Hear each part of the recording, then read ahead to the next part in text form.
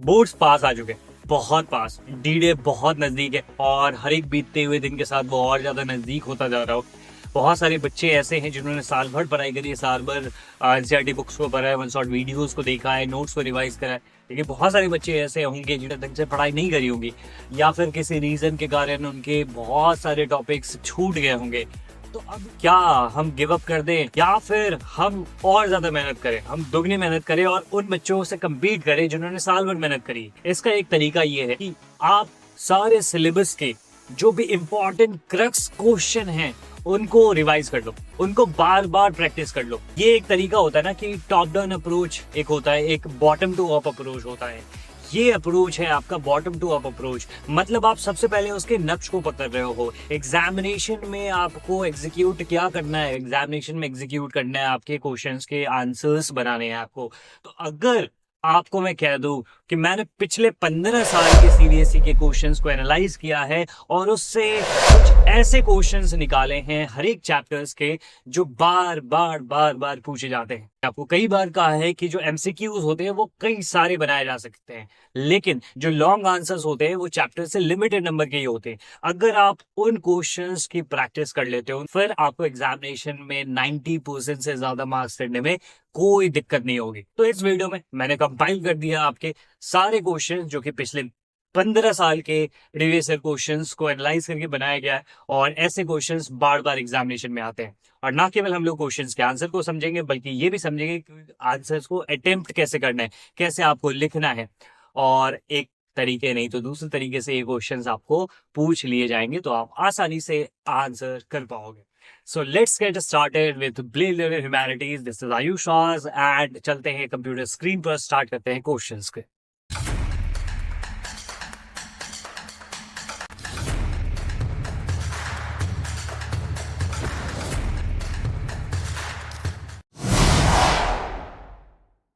So let's get started with the first 2 marker questions.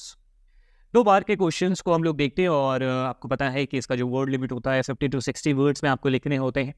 आप कमोबेश 2 से 3 पॉइंट आप इसमें लिख सकते हो। अगर आपका 2 पॉइंट बन रहा है that is well enough, good enough, और अगर आप 3 पॉइंट बना सकते हो वो भी बढ़िया है। ठीक है, बताते हुए चलोगे क्वेश्चन के नीड के हिसाब से उन चीज़ों को देखा जाता है। सबसे पहला question, define bipolarity.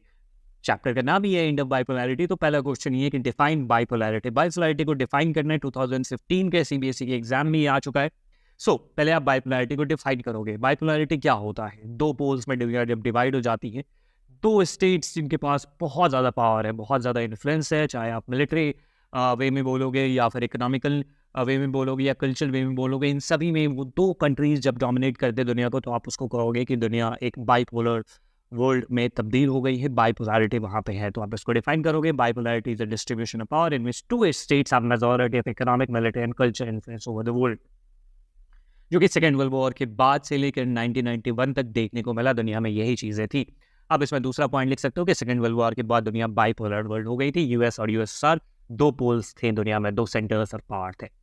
So moving ahead, next question, highlight 2 factors responsible for the strong relations between India and Russia.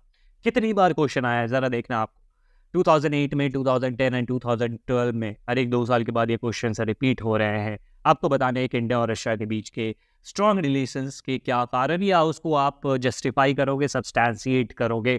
आप इसमें बता सकते हो कि इंडिया और रशिया दोनों ही मल्टीपोलर वर्ल्ड ऑर्डर को सपोर्ट करते हैं, दोनों ही चाहते हैं कि दुनिया में मल्टीपोलैरिटी रहे, बाइपोलैरिटी या यूनिपोलैरिटी ना रहे। साथ ही साथ इंडिया और रशिया स्ट्रैटेजिक एग्रीमेंट 2001 में साइन किया गया, जिसमें बहुत सारी चीज़ें थी, बहुत सारे एग्रीमेंट्स वगैरह थे। साथ ही साथ इंडिया का रशिया के साथ इसलिए भी स्ट्रॉन्ग रिलेशन है क्योंकि दोनों देश एक दूसरे से फ़ायदे में रहते हैं। इंडिया को सपोर्ट मिलता है टेररिज्म पे, साथ ही साथ कश्मीर वाले इशू, एनर्जी सप्लाई पे, और रशिया को इस चीज़ से फ़ायदा है कि India one of the largest buyer है उसके आर्म्स का।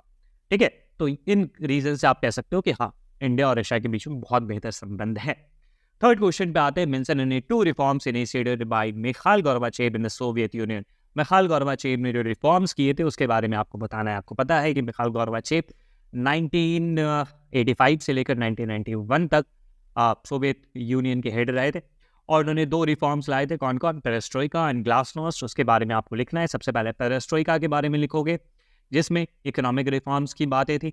सोवियत इकॉनमी को ओपन करने की बात थी, ट्रेड को बेटर करने की बात थी, ट्रेड ओपननेस की बात थी, दुनिया के बाकी देशों के जो फर्म्स है दे can invest in Soviet union and all. उसके बाद दूसरा रिफॉर्म था दैट इज ग्लासनोस्ट। ग्लास मतलब क्या होता है? ओपन चीज जिसके आर पार आप देख सको, तो it means openness, political openness, political आज़ादी दी गई थी। इवन कि मल्टी पार्टी सिस्टम को भी अलाउ किया गया था। You can even criticise the government अगर आप उनकी पॉलिसी से नाखुश हो, तो ये सारी चीज़ें। तो ये दो रिफॉर्म है। इसमें आप फ्लो चार्ट भी बना सकते हो, यहाँ पर आप लिख सकते हो Gorbachev's two reform and you can bifurcate this and you can write perestroika and glasnost, right? तो इस तरीके से आप इस आंसर को लिख सकते हो, क्योंकि 2 मार्कर क्वेश्चन है तो ज़्यादा एक्सप्लेन करने की जरूरत नहीं है। 2 पॉइंट मोर देन इनफ है। दोनों पॉइंट में मैंने पेरेस्ट्रोइका एंड ग्लासनोस्ट को एक्सप्लेन कर दिया and that's it, full mark. Next, state any 2 features of the Soviet system. ये 1 मार्कर में भी आ सकता है। इसमें लिख देगा कि mention any 1 feature of the Soviet system. यहाँ पर 2 फीचर आपको बता रहे हैं सोवियत सिस्टम का। 2014 में आया है, फिर 2013 में आप देखोगे तो उसमें वही चीज़ थी, 2 important features of the Soviet union. फिर उसके बाद list any 2 characteristics of the Soviet union. Again 2008 में mention any 2 characteristics of the Soviet political system. 2008, 12, 2008 कितनी बार रिपीट हुआ है।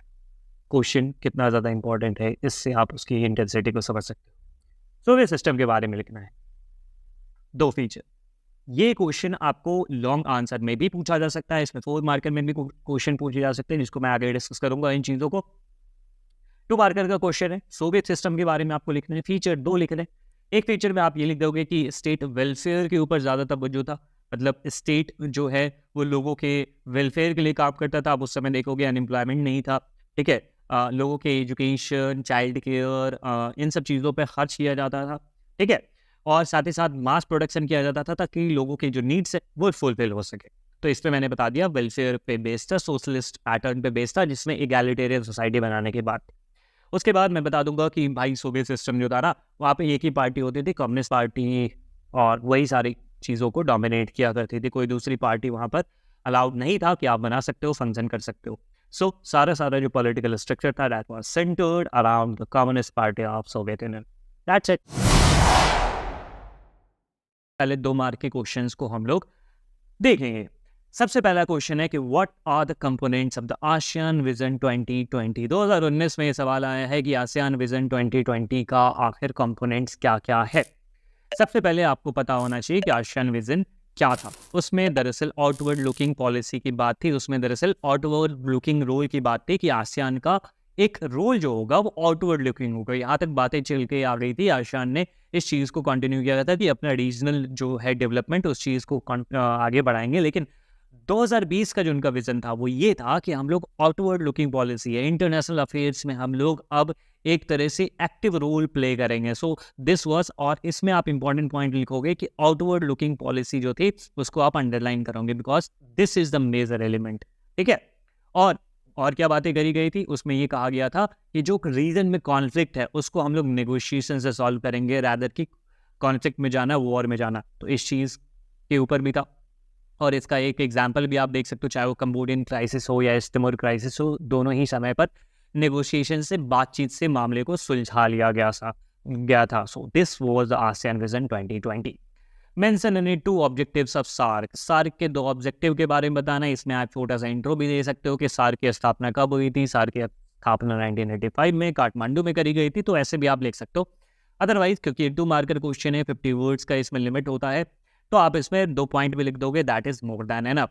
तो उसका क्या था, welfare of the people of South Asia. SAARC क्या है, साउथ एशिया रीजन के लिए एक रीजनल ऑर्गेनाइजेशन है, तो वेलफेयर ऑफ द पीपल है। साथ ही साथ इकोनॉमिक ग्रोथ, सोशल प्रोग्रेस और कल्चर डेवलपमेंट करके यहाँ के लोगों के लिए बेटर अपॉर्चुनिटीज क्रिएट करना, वेलबींग को यहाँ पर इंश्योर करना। So these were the 2 objectives of SAARC. Third question, highlight any 2 problems faced by the European countries after the second world war. भाई यूरोपियन कंट्रीज के सामने क्या 2 प्रॉब्लम्स उभर कर आए थे after the second world war. पहली चीज़, उनके सामने एक बहुत बड़ा प्रश्न था कि क्या पुरानी राइवलरी जो यूरोप के कंट्रीज एक दूसरे से लड़ते रहते थे, इंग्लैंड, फ्रांस, पोर्चुगीज, स्पेन, ये सब जो हैं एक दूसरे से लड़ रहे हैं, भाई क्या इसी राइवलरी को कंटिन्यू करना है, क्योंकि इससे कुछ फ़ायदा तो हुआ ही नहीं, दोनों नुकसान है। एक तो सदियों से लड़ाई चली आ रही है, अल्टीमेटली वर्ल्ड वॉर फर्स्ट होता है, वर्ल्ड वॉर सेकेंड होता है, तो क्या इस ओल्ड राइवलरी को कंटिन्यू करना है या फिर हम लोगों को मिलजुल कर अपना विकास करना है, इकोनॉमिक वेलबींग करनी है, इकोनॉमिक डेवलपमेंट करना है, इकोनॉमिक पावर हाउस बनना है, इस रीजन को बेटर करना है। बिकॉज वो अपनी इकॉनमी जो थी उन वहाँ के देशों की वर्ल्ड वॉर के बाद पूरी तरह से ख़त्म हो गई थी, और साथ ही साथ उनको मॉनेटरी हेल्प की ज़रूरत थी। और मॉनेटरी हेल्प तो एक तरह से यूएस से मिल गया था, बट आप साथ मिलकर अच्छे तरीके से ग्रो करोगे, ये इंश्योर करने का एक बड़ा प्रश्न था कि क्या ये चीज़ें होनी चाहिए या नहीं। ठीक है, उसके बाद फोर्थ क्वेश्चन पे आते हैं, explain any two causes which led to the formation of ASEAN. ASEAN की स्थापना के पीछे दो कारणों के बारे में आपको बताना है। देखो, साउथ ईस्ट एशियन नेशन के बारे में अगर आप देखोगे तो जब ये बना था 1967 में, उससे पहले की अगर मैं बात करूँ वर्ल्ड वॉर से पहले की बात या वर्ल्ड वॉर के टाइम में भी, तो यहाँ पर बहुत सारे देशों का, बड़े बड़े इकोनॉमिक पावर्स का यहाँ पर इंटरफेरेंस हुआ करता था, चाहे वो यूएस हो, चाहे वो फ्रांस हो, चाहे वो जापान हो। इन सब देशों ने यहाँ के देशों को अपना गुलाम बना के रखा हुआ था बड़े लंबे समय तक। तो यहाँ पर इनको काफ़ी ज़्यादा इकोनॉमिक सेंस में, पॉलिटिकल सेंस में काफ़ी ज़्यादा चुनौतियों का सामना करना पड़ रहा था। लेकिन जब सेकेंड वर्ल्ड वॉर खत्म होता है तो आसियान के जो देश हैं, मतलब साउथ ईस्ट एशिया के जो देश हैं, उन सब ने सोचा कि नहीं यार, इन झगड़ों से अब बाहर निकलते हैं, और जब हम, क्योंकि अब कॉलोनाइजेशन से अब आज़ादी मिल गई है, तो अब साथ मिलकर हम लोग अपने वेलबींग को इंश्योर करेंगे, इकोनॉमिक डेवलपमेंट को इंश्योर करेंगे। ठीक है, साथ ही साथ पॉवर्टी और इकोनॉमिक बैकवर्डनेस वगैरह इन सब चीज़ों से निकल के आना है। और कोल्ड वॉर के समय में किस तरीके से आप एक दूसरे, मतलब एक पावर हाउस दूसरे पावर हाउस से अलाइनमेंट ना रख के अपना विकास करें, एक तरह से आप अलग होकर अपना विकास करें। ठीक है, क्योंकि उस समय बहुत बड़ा प्रेशर था पूरे वर्ल्ड पे ही, और साथ ही साथ साउथ ईस्ट एशिया के नेशंस पे भी, कि किसी न किसी पावर हाउस, किसी न किसी पावर ग्रुप का पार्ट बनने के लिए, चाहे वो यूएस या यूएसआर। सो इस प्रॉब्लम को सॉल्व करने के लिए, इन प्रॉब्लम्स को टैकल करने के लिए आसियान की स्थापना करी गई थी 1967। नेक्स्ट क्वेश्चन पे आते हैं, सिक्स्थ क्वेश्चन पे, what does the logo on the ASEAN and EU flag symbolise. भाई, आसियान और ईयू का जो फ्लैग है उसमें क्या लोगो सिंबलाइज करता है, ये सारी चीज़ें। तो अगर आप आसियान के लोगों को देखोगे तो उसमें आपको यहाँ पर दिखेगा एक सर्कल, और सर्कल के अंदर में जो साउथ ईस्ट एशियन नेशन है, आसियान में कितने मेंबर है, 10 मेंबर है। ठीक है, उन चीज़ों को सिंबलाइज करता है कि वो 10 पैडी, जो राइस है, जो धान है, उसके आपको स्टॉक दिखेंगे, 10 स्टॉक्स ऑफ पैडी दिखेगा, जो कि उन 10 देशों के बीच के फ्रेंडशिप एंड सॉलिडारिटी को बताता है। और सर्कल जो है वो उस यूनिटी को बताता है, मतलब एक सर्कल है और सर्कल के अंदर 10 स्टॉक्स ऑफ पैडीज हैं, जो कि उन 10 देश के बीच की यूनिटी एंड फ्रेंडशिप को दर्शाता है। वही ईयू की बात करें तो ईयू उसमें आपको 12 स्टार दिखेंगे, जो कि सॉलिडारिटी एंड हार्मनी बताता है, जो यूरोप के लोगों के लिए, यूरोपियन यूनियन ने सारी चीज़ें। और नंबर 12 जो है काफ़ी ज़्यादा अच्छा माना जाता है, एक तरह से आप इसको कह सकते हो कि गुड नंबर माना है। वही 13 जो नंबर होता है ना, उसको बैड मानते हैं वहाँ के लोग, वहाँ काफ़ी लोग उस चीज़ को थोड़ा सा इस तरीके से वो लोग सोचते हैं। बट हाँ, 12 नंबर जो है ट्रेडिशनली परफेक्शन, कंप्लीटनेस और यूनिटी की निशानी हो, और ये जो यूरोपियन यूनियन में स्टार हैं वो 12 स्टार इसी चीज़ को दर्शाते हैं कि यहाँ के लोगों के बीच में सॉलिडारिटी, हार्मनी है, फ्रेंडशिप। सो ये दोनों चीज़ें हैं। और मैं आपको बताऊं कि अगर इस प्रकार के क्वेश्चन आए तो आप ज़रूर मैप बना के आना। कितना टाइम लगेगा यूरोपियन यूनियन का मैप बनाने में? एक आप बॉक्स खींचोगे, उसमें 12 स्टार्स बना दोगे। कितना टाइम लगेगा आसियान के मैप को बनाने में? यू कैन ड्रॉ इजीली यार। ये आपको एक्स्ट्रा एज देगा बाकी दूसरे स्टूडेंट से। मेक श्योर कि आप ये ज़रूर बना। सबसे पहले इस चैप्टर के 2 मार्कर को सॉल्व करते हैं। पहला क्वेश्चन है, there is wide spread support for democracy in all the south eastern countries, support this statement with examples of any 3 countries, या आपसे एनी 2 कंट्रीज या एनी 4 कंट्रीज करके पूछ दिया जाएगा कि भाई साहब साउथ एशियन नेशन में देखने को मिलता है कि डेमोक्रेसी को लोग ज़्यादा सपोर्ट करते हैं, इस स्टेटमेंट को सब्सटैंशिएट करिए। तो आप बहुत सारे कंट्रीज़ का नाम दे सकते हो। पहले तो आप सब्सटैंशिएट करना है, तो पहले आप उसका आंसर दोगे। Yes, there are several countries in the South Asia that have shown wide spread support for democracy. If it take an example, सबसे पहले पाकिस्तान और बांग्लादेश की बात निकल के आएगी, जहां पर सिविलियन और मिलिट्री रूल देखने को मिला है समय समय पर, लेकिन पोस्ट कोल्ड वॉर पीरियड में यहाँ पर डेमोक्रेसी को ही लोगों ने एक्सेप्ट किया। फिर नेपाल की बात आई, वहाँ पे मोनार्कल सिस्टम चल रहा था, लेकिन 2008 में उसको भी ख़त्म कर दिया गया लोगों के द्वारा। 2006 में बहुत बड़ा रिवोल्ट किया गया था, एक तरह से अपराइजिंग किया गया था, और उसके बाद वहाँ पर भी डेमोक्रेसी को अडॉप्ट कर लिया गया। वही भूटान और मालदीव्स की बात करें दोनों पर एक तरह से आप डेमोक्रेसी की तरफ ट्रांजिशन देखने को मिलेगा। भूटान में भले ही मोनार्कल सिस्टम है अभी तक, लेकिन वहाँ पर एक तरह से आप कह सकते हो कि मल्टी पार्टी पॉलिटिक्स को भी अलाउ कर दिया गया है। राजा वहाँ पर हैं, लेकिन उनके जो पास है काफ़ी ज़्यादा लिमिटेड हो गए हैं। मालदीव्स की बात करें, वो सल्तनत हुआ करता था, लेकिन वहाँ पर भी वो तब्दील हो चुका है एक डेमोक्रेटिक कंट्री के रूप में। तो आप इनमें से 2 कंट्री के बारे में बताना हो 2 कंट्री बता सकते हो, 3 कंट्री के बारे में बताना हो 3 कंट्री के बारे में बता सकते हो, और इस तरीके से स्टेटमेंट को आप सब्सटैंशिएट कर सकते हो कि भाई साहब यहाँ पर हाँ डेमोक्रेसी को ही ज़्यादा तवज्जो दी जा रही है। दूसरे क्वेश्चन में सार्क के शॉर्ट कमिंग्स के बारे में बताना है आपको। 2022 में ये सवाल आ चुका है बोर्ड में।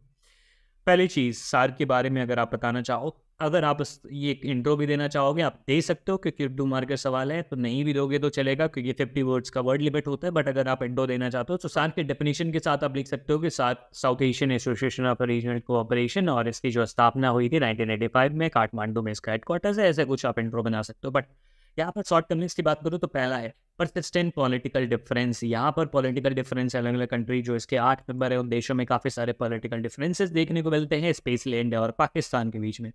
दूसरा चीज़, साफ्टा के इम्प्लीमेंटेशन की जहाँ तक बात आती है, ये जो फ्री ट्रेड एग्रीमेंट की इन देशों ने एक तरह से विजन रखा था कि भाई फ्री ट्रेड एग्रीमेंट तो हम भी यूरोपियन यूनियन और आसियान की तरह हम भी हमें एक फ्री ट्रेड एरिया बना ले, तो वो चीज़ ठीक ढंग से इम्प्लीमेंट नहीं हो पाई। लोगों में डर है, अलग अलग कंट्रीज़ में डर है, स्पेशली इंडिया को लेकर कोई एक बिग ब्रदर के रूप में काम करेगा, और भाई वो इस एरिया में जो इकोनॉमिक बेनिफिट है वो केवल केवल इंडिया को मिलेगा। तो इस कारण से भी साफ्टा का इम्प्लीमेंटेशन सही ढंग से नहीं हो पाया। तो these are the 2 shortcomings of SAARC. तीसरा प्रश्न आता है, that is describe in 2 problems between India and Pakistan. India और पाकिस्तान के बीच के 2 प्रॉब्लम्स, 2 समस्याओं के बारे में बताना है। कई सारे समस्याओं को आप बता सकते हो, लेकिन आपको 2 लिखने। तो इसमें सबसे पहले आप कश्मीर डिस्प्यूट के बारे में लिख सकते हो कि दोनों जो कंट्री हैं वो इस रीजन को क्लेम करते हैं, और 1948 से ही इस चीज़ के लिए लड़ाई चल रही है। कितनी सारी लड़ाइयाँ हो गई है दोनों देशों के बीच में, एक बहुत बड़ा इशू है। दूसरा, क्रॉस बॉर्डर टेररिज्म। यहाँ पर एक तरह से पाकिस्तान पर ये इल्ज़ाम लगाता है इंडिया, और इंडिया पे इल्ज़ाम लगाता है पाकिस्तान कि भाई क्रॉस बॉर्डर टेररिज्म को बढ़ावा दिया जाता है, and frequent border clashes and diplomatic stand of देखने को मिलते हैं। वाटर शेयरिंग भी एक बहुत बड़ा मसला है। अगर मैं इंडस वाटर की बात करूँ तो 1960 के बाद चीज़ें काफ़ी हद तक ख़त्म हो गई कि जो इंडस वाटर का जो शेयरिंग है वो किस प्रकार से होगा। बट ये भी एक बहुत बड़ा इशू है कि इंडस वाटर के किस प्रकार से डिवीज़न हो, उसका यूज़ किस प्रकार से किया जाए। तो ये सारी चीज़ें, तो आप इसमें से कोई भी 2 पॉइंट्स को आप लिख सकते हो, any 2, right. So these are the 2 problems between India and Pakistan. Next question. Explain any 2 reasons for the popular struggle in East Pakistan, now Bangladesh, against West Pakistan during 1971. 1971 में आपको पता है बांग्लादेश नाम का एक नया देश दुनिया के नक्शे पे आया था। तो उसके वेस्ट पाकिस्तान के साथ क्या मसले थे, उस समय वेस्ट पाकिस्तान हुआ करता था। तो आप इसके रीज़न को बताओगे सबसे पहले कि बंगाली कल्चर एंड लैंग्वेज को डोमिनेट किया गया, उस मतलब कि उसको डोमिनेट किया गया through Urdu language, Urdu culture, ठीक है, कि बंगाली कल्चर को एक तरह से कह सकते हो कि उसको दबाने की कोशिश करी गई वेस्ट पाकिस्तान के लोगों के द्वारा, वहाँ के नेताओं के द्वारा, ठीक है। और यहाँ के लोग जो ईस्ट पाकिस्तान के लोग थे उन्होंने उर्दू के खिलाफ आवाज़ उठाने शुरू कर दी कि भाई उनका जो लैंग्वेज है बंगाली है, उनकी जो कल्चर है वो अलग है। तो ये सारी चीज़ है, ठीक है, उनके खिलाफ जो अनफेयर ट्रीटमेंट हो रहा था। दूसरा, इकोनॉमिक एक्सप्लॉयटेशन। आपको पता होना चाहिए जो ईस्ट पाकिस्तान वाला इलाका है, क्योंकि बहुत सारी नदियाँ बहती हैं, काफ़ी उपजाऊ भूमि है, गंगा ब्रह्मपुत्र नदी का वहाँ पर बेसिन है, तो उसके कारण से काफ़ी ज़्यादा उपजाऊ भूमि होने के कारण यहाँ पर खेती अच्छी होती थी बहुत सारी चीज़ों की, और इकोनॉमिक कंडीशन उनका बेटर था। लेकिन उस चीज़ का फ़ायदा कौन उठा रहे थे? वेस्ट पाकिस्तान वाले। मतलब इनका जो इकोनॉमिक बेनिफिट है ये इनको नहीं मिल पा रहा था। तो ये भी एक बहुत बड़ा रीज़न था रिजेंटमेंट का और इनके अंदर में पड़ने वाला गुस्से, ठीक है। पहला क्वेश्चन देखते हैं क्या है। Highlight any 2 benefits of having an international organisation. International organisations के 2 बेनिफिट बताने कि भाई क्या फ़ायदे हैं इंटरनेशनल ऑर्गेनाइजेशन होने के। 2019 में सवाल था। उसके बाद why are international organisation like the UN required. Again सवाल एक ही है, बस पूछने का तरीका अलग है। 2013, 2011, 2010, 2009 कई बार आ चुका है। तो मतलब ये सवाल कितना ज़्यादा इंपॉर्टेंट आप समझ सकते हो। 2 मार्कर में आपसे पूछा जा रहा है कि अंतर्राष्ट्रीय जो संगठन होते हैं उनका महत्व बताने के लिए। आप इसमें से यहाँ पे मैंने 3 पॉइंट दे दिए, आप इसमें से कोई भी 2 लिख सकते हो। The benefits of having an international organisation is what, एक कॉमन प्लेटफॉर्म देता है जहाँ पर आप डिस्कस कर सकते हो बहुत सारे ग्लोबल इशूज को, बिकॉज कुछ प्रॉब्लम्स ऐसे होते हैं जिसको एक कंट्री मिलकर अकेले से सॉल्व नहीं कर पाएगा, लाइक एनवायरमेंटल वाले इशू हो गए, एपिडेमिक्स हो गए, वॉर हो गए, पीस मेकिंग हो गया, ये सब अकेले की बात नहीं है। तो इसके लिए कोलैबोरेशन, कोऑपरेशन की ज़रूरत पड़ती है। तो इसलिए इंटरनेशनल ऑर्गेनाइजेशन एक कॉमन प्लेटफॉर्म देता है, एक फोरम देता है, ताकि वहाँ पर कंट्रीज डिस्कस कर सके इन इशूज को सॉल्व करने के लिए।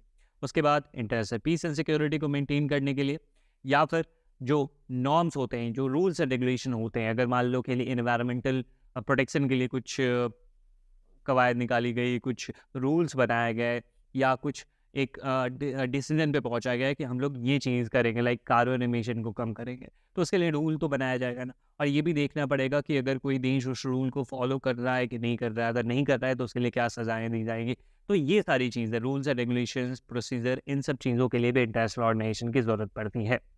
Promote dialogue and discussion with these country, those member organisation. तो इसमें से आप कोई भी 2 पॉइंट लिख सकते हो। अगर आपसे 2 मार्कर में क्वेश्चन पूछा जाए, अगर 4 मार्कर का सवाल आए तो आप इन चारों पॉइंट को लिख सकते हो। इस तरीके से आप इस क्वेश्चन का आंसर दोगे। नेक्स्ट क्वेश्चन पे आते हैं। Mention the names of 6 organ of the United Nations. 4 main organ के नाम बताने हैं, 6 मेन ऑर्गन के नाम बताने हैं। आपसे अलग अलग तरीके से क्वेश्चन पूछे जाते हैं।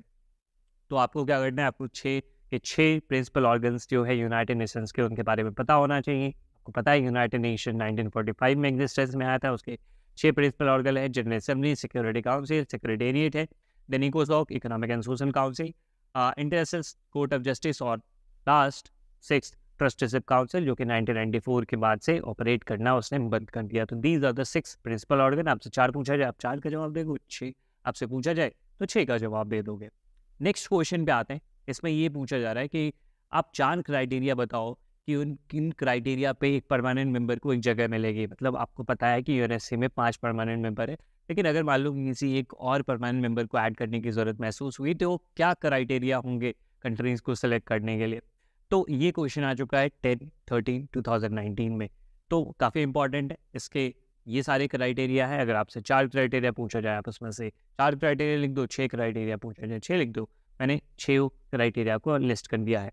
मेजर इकोनॉमिक पावर होना चाहिए, मेजर मिलिट्री पावर होना चाहिए, सब्सटैंशियल कंट्रीब्यूटर होना चाहिए यूएन बजट में। ऐसा नहीं कि बहुत कम पैसे दे रहा है, 1 रुपया दे रहा है और बोल रहा है कि भाई हमें बना लो परमानेंट मेंबर, नहीं। सब्सटैंशियल कंट्रीब्यूटर होना चाहिए।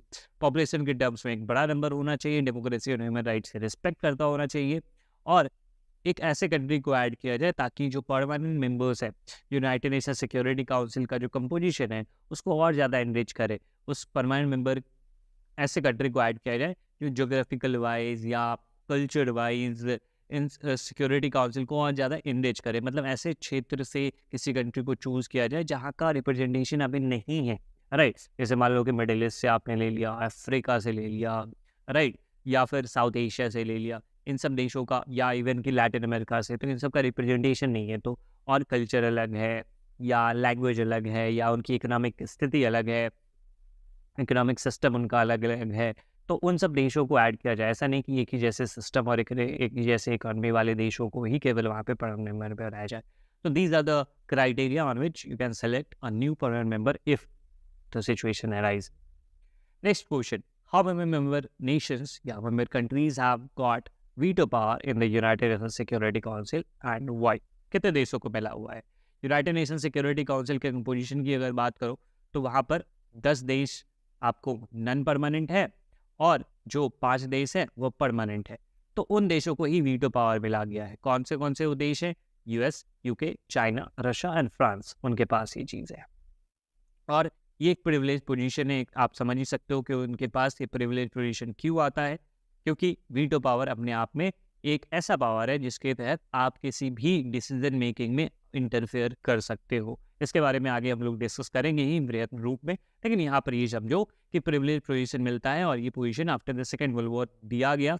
और क्यों दिया गया? क्वेश्चन आपका ये था कि ये 5 कंट्री ही क्यों सिलेक्ट किए गए, because these were the big power at that time, and also the Victus. जो सेकेंड वर्ल्ड वॉर हुआ था, तो ये जो 5 कंट्री थे ये विक्टर्स थे, मतलब कि जीतने वाले देशों में थे, और उन्हीं सब देशों ने मेजरली यूनाइटेड नेशंस को फॉर्म किया था। तो इन सब देशों को ये हाथ में बागडोर दी गई। हाँ, आप कह सकते हो कि चाइना नहीं था उस समय उतना बड़ा पावर, बट यस कि वो भी एलाइज पावर के अंदर में ही था, और इस कारण से भी उस समय में ये चीज़ें निकल गया कि चाइना को वो दे दिया गया सीट, परमानेंट सीट। हालांकि अलग अलग कारण भी इसके साथ मिले हुए थे, बट मेजरली यही था कि ये सेकेंड वर्ल्ड वॉर के बाद यही बड़े पावरफुल कंट्री थे। Because of that they were selected for the permanent membership in the United nation security council. Next question is, give any two arguments of some country which oppose the Indian inclusion in the United Nations Security Council as a permanent member. क्या क्यों India को रोकते? India बहुत समय से कोशिश कर रहा है कि उसको भी परमानेंट मेंबरशिप मिले, लेकिन बहुत सारे देश इस चीज़ को अपोज करते हैं। क्या रीज़न है? पहला रीज़न कि इंडिया के पास भाई न्यूक्लियर वेपन है, और इसके कारण से जो दुनिया में नॉन प्रोलिफरेशन का एक पूरा जो एक मुहिम चलती है कि न्यूक्लियर वेपन नहीं होना चाहिए देशों के पास, या अगर है तो ख़त्म किया जाना चाहिए। उस समय अगर एक न्यूक्लियर वेपन वाले देश को परमानेंट मेंबरशिप दी जाएगी तो दुनिया में क्या एक उदाहरण बन के पेश किया जाएगा। तो इस कारण बोलते हैं कि नहीं नहीं, इंडिया के पास न्यूक्लियर वेपन है, और इस चीज़ को इंडिया पीस मेकिंग में एक सही भागीदारी नहीं निभा रहा है, इसलिए इंडिया को वहाँ पे जगह नहीं मिलनी चाहिए। दूसरी चीज़, अगर इंडिया को जगह मिला तो और भी तो कंटेंडर है, इंडिया के और भी तो कंपटीटर है। ब्राज़ील बोलेगा कि भाई हमें भी दे दो जगह, जर्मनी बोलेगा, जापान बोलेगा, साउथ कोरिया बोलेगा, वो सभी बोलेगा कि भाई हमें भी जगह मिलनी चाहिए। तीसरी चीज़ कि जो इंडिया है उसका चाइना और पाकिस्तान के साथ अच्छे संबंध नहीं रहते हैं, कई बार युद्ध की स्थिति भी बन जाती है। तो ऐसे स्थिति में पीस मेकिंग के लिए जो बनाई गई संस्था यूनाइटेड नेशंस है, वो कैसे फंक्शन करेगा अच्छे तरीके से। सो इन कारणों से बहुत सारे देश इंडिया के इंक्लूजन को अपोज करते हैं, और कौन से देश अपोज करते हैं आप समझ ही सकते हो कौन सा देश है। बट आपसे दो मार्कर में क्वेश्चन पूछा गया और दो आर्गुमेंट से पूछे गए थे, तो आप इनमें से कोई भी दो आर्गुमेंट लिख सकते हो। पहला ही सवाल है, डिफाइन सिक्योरिटी। सबसे लाजमी सवाल है, 2014 में आया था, चैप्टर से निकल के आया है। सिक्योरिटी क्या है? देखिए, सिक्योरिटी को डिफाइन करना काफ़ी मुश्किल काम है। इस चैप्टर में भी आपने पढ़ा होगा कि सिक्योरिटी मतलब क्या, उसको उसकी जो डेफिनेशन है काफ़ी वेग होती है, काफ़ी मुश्किल चीज़। सिक्योरिटी का सिंपल मतलब होता है फ्रीडम फ्रॉम थ्रेट, थ्रेट से फ्रीडम। लेकिन थ्रेट कौन सा? सड़क पे निकले, किसी ने हमें चाकू दिखाकर हमारा सामान लूट लिया, हमारा फ़ोन लूट लिया, राइट? तो क्या उसको हम लोग थ्रेट मानेंगे? ऐसे मानोगे तो फिर तो बहुत सारी चीज़ें निकल के आएंगी। थ्रेट किसको कहेंगे? उसी थ्रेट को शामिल करेंगे जिससे कोर वैल्यूज़ पे इफेक्ट पड़े, और ऐसे इफेक्ट पड़े कि अगर आप उसको रोका नहीं गया, that would be beyond repair, right? वो चीज़ें रिपेयर से ज़्यादा, मतलब उससे आगे चली जाए। जैसे एक इंडिविजुअल की बात करें, तो लेट से किसी ने आकर उसका मर्डर कर दिया, क्या उस चीज़ को आप रिपेयर नहीं कर सकते हो? वो एक सिक्योरिटी थ्रेट हो गया, राइट? या फिर किसी नेशन स्टेट की मैं बात करूँ, तो किसी तीसरे कंट्री ने उसके ऊपर अटैक कर लिया, उसके ऊपर कब्जा कर लिया, तो वो क्या है थ्रेट?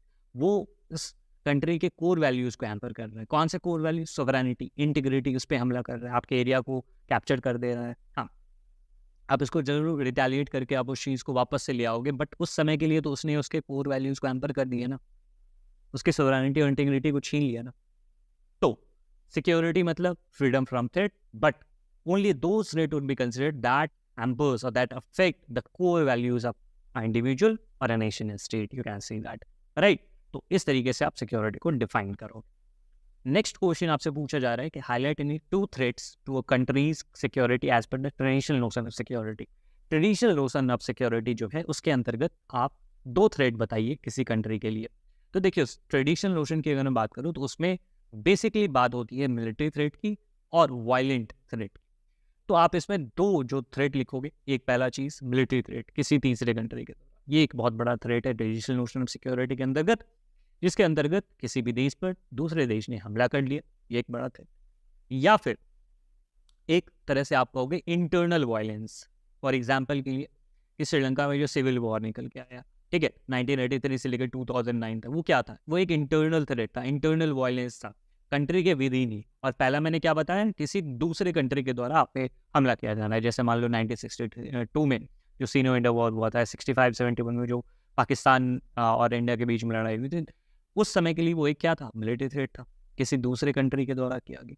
तो ये दो प्रकार के मिलिट्री थ्रेट आप निकाल सकते हो ट्रेडिशनल नोशन ऑफ सिक्योरिटी, जो परंपरागत जो सोच है, विचार है सिक्योरिटी के, उसके अंतर्गत। तो इस तरीके से आप उसका आंसर।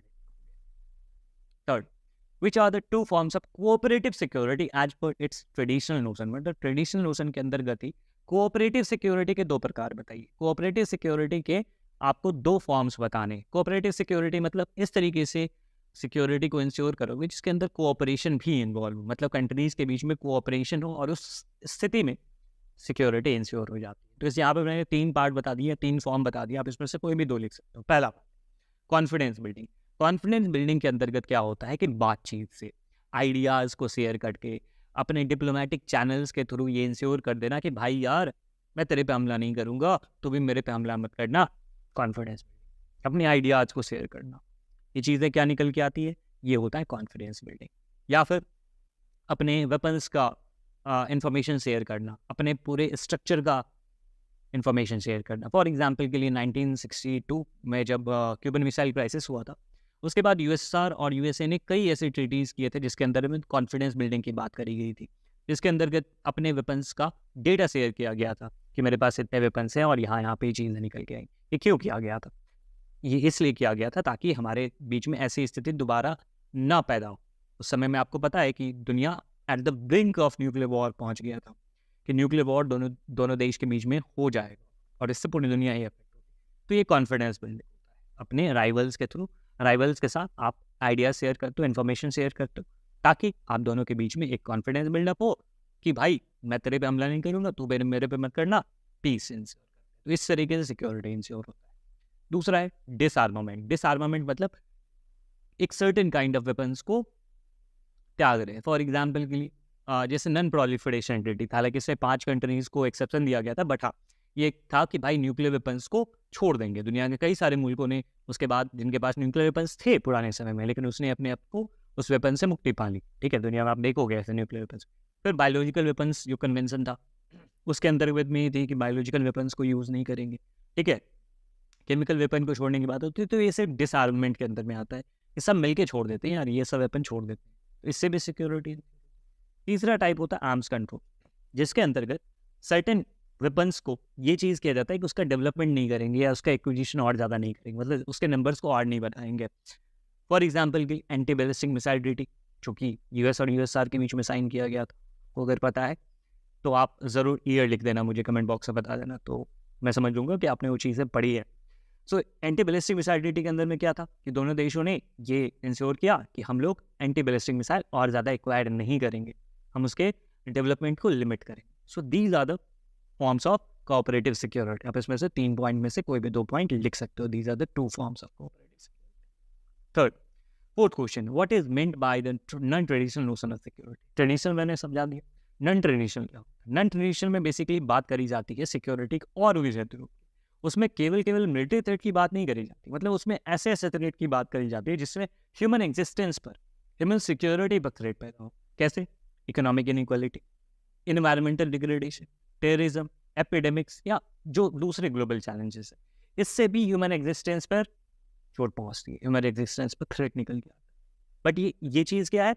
मिलिट्री थ्रेट से अलग है। ट्रेडिशनल मतलब मिलिट्री, नॉन ट्रेडिशनल मतलब नए प्रकार के। ठीक है, जो कि अगर आप देखोगे इकोनॉमिक इनइक्वालिटी, तो ये तो नई एक चीज़ निकल के आई ना कि ये भी एक ह्यूमन एग्जिस्टेंस के लिए थ्रेट है। आज से 400 साल 500 साल पहले इसको कंसिडर नहीं किया जाता एज अ थ्रेट। ठीक है, एनवायरमेंटल डिग्रेडेशन, भाई 1980s 1990s से पहले इसके ऊपर कोई बात ही नहीं निकल के आती थी। ठीक है, टेररिज्म, ये भी हाल की चीज़ है। एपिडेमिक्स वगैरह, ये सब ग्लोबल चैलेंजेस। एपिडेमिक दुनिया में पहले भी हुआ करती थी, पैंडेमिक वगैरह भी थी, लेकिन ये सब नॉन ट्रेडिशनल नोशन है, ये मिलिट्री थ्रेट से अलग। ठीक है, तो ये होता है नॉन ट्रेडिशनल, जिसमें हम लोग मिलिट्री थ्रेट से इतर उन सारे थ्रेट्स की बात करते हैं जिससे ह्यूमन एग्जिस्टेंस पर, ह्यूमन सिक्योरिटी पर अफेक्ट पड़ता है। Next, describe terrorism as a new source of threat to security. 2017 का सवाल है, टेररिज्म के बारे में आपको लिखना है कि एक नया थ्रेट ऑफ सिक्योरिटी है। टेररिज्म क्या होता है? टेररिज्म को पहले डिफाइन करेंगे। ये एक पॉलिटिकल वायलेंस होता है जो कि डेलिबरेटली किया जाता है और इनडिस्क्रिमिनेटली किया जाता है। डेलिबरेटली मतलब जानबूझकर किया जाता है, और इनडिस्क्रिमिनेटली मतलब बिना किसी भेदभाव के। फॉर एग्जाम्पल के लिए 26/11 का जो अटैक किया गया था इंडिया में, मुंबई में, ताज होटल, नरीमन पॉइंट या छत्रपति शिवाजी टर्मिनस है, उन सब जगहों पे क्या हुआ था? गोली लेके कुछ आतंकवादी पहुंचे अपने हथियार लेकर, और बेतहासा जानबूझकर बिना किसी भेदभाव के सब पे गोलियां चला रहे, अपनी मैगजीन खाली कर रहे हैं। या फिर 9/11 का अटैक जो यूएस पे हुआ था 11 सितंबर, क्या किया गया था? डेलिबरेटली अटैक था, और वो इनडिस्क्रिमिनेटली अटैक था, मतलब मार दे रहे हैं लोगों को। उसमें वो नहीं समझ रहे हैं कि बच्चे हैं, बूढ़े हैं, महिलाएं हैं या जवान हैं, कोई भी चीज़ है, वो बस मारे जा रहे हैं। और ये पॉलिटिकल वायलेंस होता है। इनका मेन मकसद होता है कि अपनी मांगों को मनवाना, सरकार को अपने डिमांड्स के सामने झुकाना और किसी पॉलिटिकल कंटेक्स्ट को चेंज करना। ये अपने आप में एक थ्रेट है, नए प्रकार का एक थ्रेट जो कि समय के साथ साथ बढ़ता जा रहा है इस चीज़ का। ठीक है, और भी कई सारे एग्जाम्पल है टेररिस्ट अटैक के, सारी चीज़ें। और सिविलियंस को इसलिए टारगेट किया जाता है ताकि पब्लिक को टेरराइज किया जा सके और इससे आप गवर्नमेंट के अगेंस्ट में यूज़ कर सकते, गवर्नमेंट के अगेंस्ट में यूज़ कर सकते। या फिर कई बार जो होता है प्लेन हाईजैक कर लिया जाता है टेररिस्ट के द्वारा। इससे क्या होता है, उसमें प्लेन हाईजैक करके आपने मूवीज़ में कई बार देखा हो, प्लेन हाईजैक करके क्या जाता है, सिविलियन को टारगेट किया जाता है और उसके थ्रू फिर सरकार से बार्टर किया जाता है कि भाई हम तभी छोड़ेंगे जब आप हमारे ये इन आदमी को छोड़ दो या इतने पैसे दे दो या सारी चीज़ें कर दो। So terrorism is a political violence that is being done deliberately and indiscriminately. ठीक है, ताकि गवर्नमेंट से अपनी बातें मनवा ली जाए। सबसे पहले व्हाट इज एजेंडा 21, मतलब ये सवाल तो आना लाजमी है इस चैप्टर में। अगर एनवायरनमेंट की बात हो और एजेंडा 21 की बात ना हो तो बात अधूरी रह जाती है। एजेंडा 21 क्या था दरअसल ये रियो डी जेनेरियो में 1992 में कॉन्फ्रेंस हुआ था, एक United nation conference on environment and development. इसको फर्स्ट अर्थ समिट भी कहते हैं और उसके अंदर ये एक प्लान निकल के आया था। एजेंडा 21 दरअसल एक कॉम्प्रिहेंसिव प्लान था जिसके अंदर में सस्टेनेबल डेवलपमेंट को अचीव करने की बात, एनवायरमेंटल प्रोटेक्शन की बात थी, बहुत सारी और भी चीज़ें थी, economic development and other things there, right. So agenda 21 एक दरअसल प्लान का लिस्ट है कि 21st सेंचुरी में जब हम लोग पहुँचने वाले हैं उस समय में हम लोगों के क्या प्लान्स होना चाहिए एनवायरमेंटल प्रोटेक्शन के लिए। सेकंड क्वेश्चन है identify the most important outcome of the Rio summit, that was the summit where agenda 21 was enlisted. तो रियो समिट, जिसको आप फर्स्ट अर्थ समिट भी कहते हो, रियो डी जेनेरियो में समिट हुआ था इसलिए इसको रियो समिट कहते हैं। 2010 का सवाल है कि इसके मोस्ट इंपॉर्टेंट आउटकम के बारे में आपको बताना है। सो रियो समिट के सबसे इंपॉर्टेंट आउटकम की बात थी कि इसमें क्लाइमेट चेंज, बायोडाइवर्सिटी, फॉरेस्ट्री को बचाने की बात थी और एजेंडा 21 को यहाँ पर अडॉप्ट किया गया था जिसमें सस्टेनेबल डेवलपमेंट के प्रैक्टिसेस को इंश्योर करने की बात थी कि जो भी पार्टीज़ हैं वो सस्टेनेबल डेवलपमेंट को इंश्योर करने की कवायद करेंगे। थर्ड क्वेश्चन है जो कि 2014 और 16 में आ चुका है, explain the concept of common property resources with the help of an example from India. Common property resource को बताना है, एग्जाम्पल इंडिया से लेना है। कॉमन प्रॉपर्टी रिसोर्स क्या होते हैं, ऐसा रिसोर्स जिस पर किसी एक इंडिविजुअल का मालिकाना हक ना हो बल्कि वो कम्युनिटी को बिलोंग करता हो, जिसका ऐसा नहीं हो कि ओनरशिप केवल एक इंडिविजुअल की बात हो बल्कि उसकी जो ओनरशिप है वो कलेक्टिवली एक कम्युनिटी ओन करती हो। फॉर एग्जांपल के लिए इंडिया के साउथ इंडियन स्टेट्स में जाओगे तो कई जगहों पे ऐसा है कि जो एक जंगल का क्षेत्र है उसमें उस जंगल को, उस वन को, वहाँ के जो जनजाति हैं, वहाँ के जो लोग हैं, वो लोग क्या करते हैं, एक सेक्रेड ग्रोव मानते हैं, एक पवित्र भूमि मानते हैं, वहाँ के पेड़ों की रक्षा करना या फिर वहाँ पर किसी एक देवी के रूप में उसको या देवता के रूप में किसी पेड़ के आसपास के रिसोर्स को पूजा करना या फिर किसी नदी को संरक्षित करके रखना, ये सारी चीज़ें आपको देखने को मिलेंगी अलग अलग क्षेत्रों में ही। पर्टिकुलरली यहाँ पे साउथ इंडिया की बात करेंगे, अदरवाइज बहुत सारे ऐसे जगह हैं इंडिया में जहाँ पर ये सारी चीज़ें करती है। तो वहाँ पर सीक्रेट ग्रोव्स रखे जाते हैं किसी फॉरेस्ट बेल्ट में और उस सीक्रेट ग्रोव को प्रोटेक्ट करने का जो जिम्मा होता है पूरी कम्युनिटी का होता है और किसी एक सर्टेनिटी के नाम पर होता है या एंसेस्टर स्पिरिट के नाम पर चीज़ें होती है और उसके लोग प्रोटेक्शन करते हैं, राइट। तो पहले 2 मार्क के क्वेश्चन को देख लेते हैं और ना केवल हम लोग क्वेश्चंस का आंसर को देखेंगे बल्कि हम लोग ये भी चीज़ें सीखेंगे कि किस प्रकार से आंसर से लिखने एग्जामिनेशन में, किस प्रकार से आपको फ्रेम करना है, किस प्रकार से पॉइंट्स बनाना है। उन सब चीज़ों को कंसिडर करते हुए सबसे पहला सवाल, explain any 2 political consequences of globalisation. 2022 से 2012 में सवाल आ चुका है, एक्सपेक्ट कर सकते हो कि आपके भी बोर्ड एग्जाम में आ सकते हैं क्वेश्चंस। 2 पॉलिटिकल कॉन्सिक्वेंस बताने आपको ग्लोबलाइजेशन के, 2 पॉलिटिकल कॉन्सेप्ट अगर आप बताओ तो इसके दोनों चीज़ हो सकते हैं। अगर आप पॉजिटिव एस्पेक्ट में जाओगे या फिर नेगेटिव एस्पेक्ट में जाओगे तो दोनों एस्पेक्ट में आप चीज़ें लिख सकते हो। बेटर ये होगा कि आप एक पॉजिटिव एक नेगेटिव लिख दो, ठीक है, क्योंकि आपसे 2 पूछा जा रहा है तो एक पॉजिटिव और नेगेटिव लिख दो। अगर आपसे केवल पॉजिटिव एस्पेक्ट पूछा जाता है एग्जाम में, अगर क्वेश्चन ये रहता है कि केवल आप पॉजिटिव एस्पेक्ट बताओ तो आप इन दोनों पॉजिटिव एस्पेक्ट लिख सकते हो। नेगेटिव एस्पेक्ट पूछा जाता है तो इनमें से कोई 2 भी लिख सकते हो। तो इस तरीके से मैंने आपको आंसर दे दिया है कि you can answer all types of question अगर आपसे ये पूछा जाए कि पॉलिटिकल कंसिक्वेंस बताने के लिए। सबसे पहले पॉजिटिव एस्पेक्ट बताते हैं। इससे ये होता है, ग्लोबलाइजेशन से ये फ़ायदा ये मिला है कि स्टेट अब ज़्यादा बेहतर तरीके से फंक्शन कर पाती है, क्योंकि उनके पास पूरी इन्फॉर्मेशन होती है अपने सिटीजन्स की। फॉर एग्जाम्पल के लिए अगर मैं बताऊँ, तो जैसे आधार का एक सिस्टम भारत सरकार ने लेके आया है, वो सारी चीज़ें, इससे क्या हो गया कि अब गवर्नेंस और ज़्यादा बेहतर हो चुका है, या इंटरनेट के थ्रू ये सारी चीज़ें, तो ये एक पॉजिटिव एस्पेक्ट है। दूसरी चीज़, states have become more influence and effective in the help of technology, और स्टेट और ज़्यादा पावरफुल और ज़्यादा इफेक्टिव तरीके से केटर कर पाती है अपने सिटीजन्स को। ये political consequence positive. Negative aspect की अगर बात करें, तो ये traditional concept of state sovereignty को हैम्पर करता है। पुराने ज़माने में जो स्टेट की सोवरेनिटी होती थी, जिसमें स्टेट के मसलों में कोई तीसरा देश इंटरफेयर नहीं किया करता था, वैसी चीज़ें अब नहीं देखने को मिलती है। ग्लोबलाइजेशन होने के बाद सारे देश एक दूसरे से इंटरकनेक्टेड हैं, और कई बार ये होता है कि आप इसको कल्चरल तौर पे देखोगे, पॉलिटिकल तौर पे देखोगे, इकोनॉमिक तौर पे देखोगे, तो दूसरे देशों का जो इन्वॉल्वमेंट है वो आपकी इकॉनमी पे और आपके पॉलिटिकल सिस्टम पे, आपके कल्चर पर देखने को मिलेगा। Second, leads to erosion of state capacity, मतलब स्टेट जो है, पुराने ज़माने जो वेलफेयर स्टेट होता था, वो मिनिमलिस्ट स्टेट बन चुका है। पुराने ज़माने में स्टेट काफ़ी ज़्यादा लोगों की बेहतरी के लिए काम करती थी, अब वो काफ़ी हद तक अपनी इस चीज़ को कम कर चुकी है। अगर आप भारत का एग्जाम्पल लेंगे, तो आप देखोगे कि जब आज़ादी के बाद बहुत लंबे समय तक स्टेट काफ़ी ज़्यादा इन्वॉल्व रहती थी कई सारे मसलों में, लेकिन धीरे धीरे स्टेट्स अब उन मसलों को धीरे धीरे कम करते जा रही है, और केवल एक मिनिमलिस्टिक गवर्नमेंट बनती जा रही है। केवल जो लॉ एंड ऑर्डर है, पुलिसिंग, इन सब चीज़ों में सरकार रहना पसंद करती है, और आप दुनिया के अलग अलग देशों में इस चीज़ को नोटिस भी करोगे। वही चीज़, वेलफेयर स्टेट से मिनिमलिस्टिक स्टेट की तरफ जाना। तो आप इनमें से कोई भी 2 पॉइंट लिख दोगे, आपका आंसर बन जाएगा, क्योंकि 2 मार्क का क्वेश्चन है। Next, explain it two economic consequence. Economic consequences क्या क्या है? सबसे पहली चीज़, इकोनॉमिक फ्लो हुआ है डिफरेंट कंट्रीज़ के बीच में।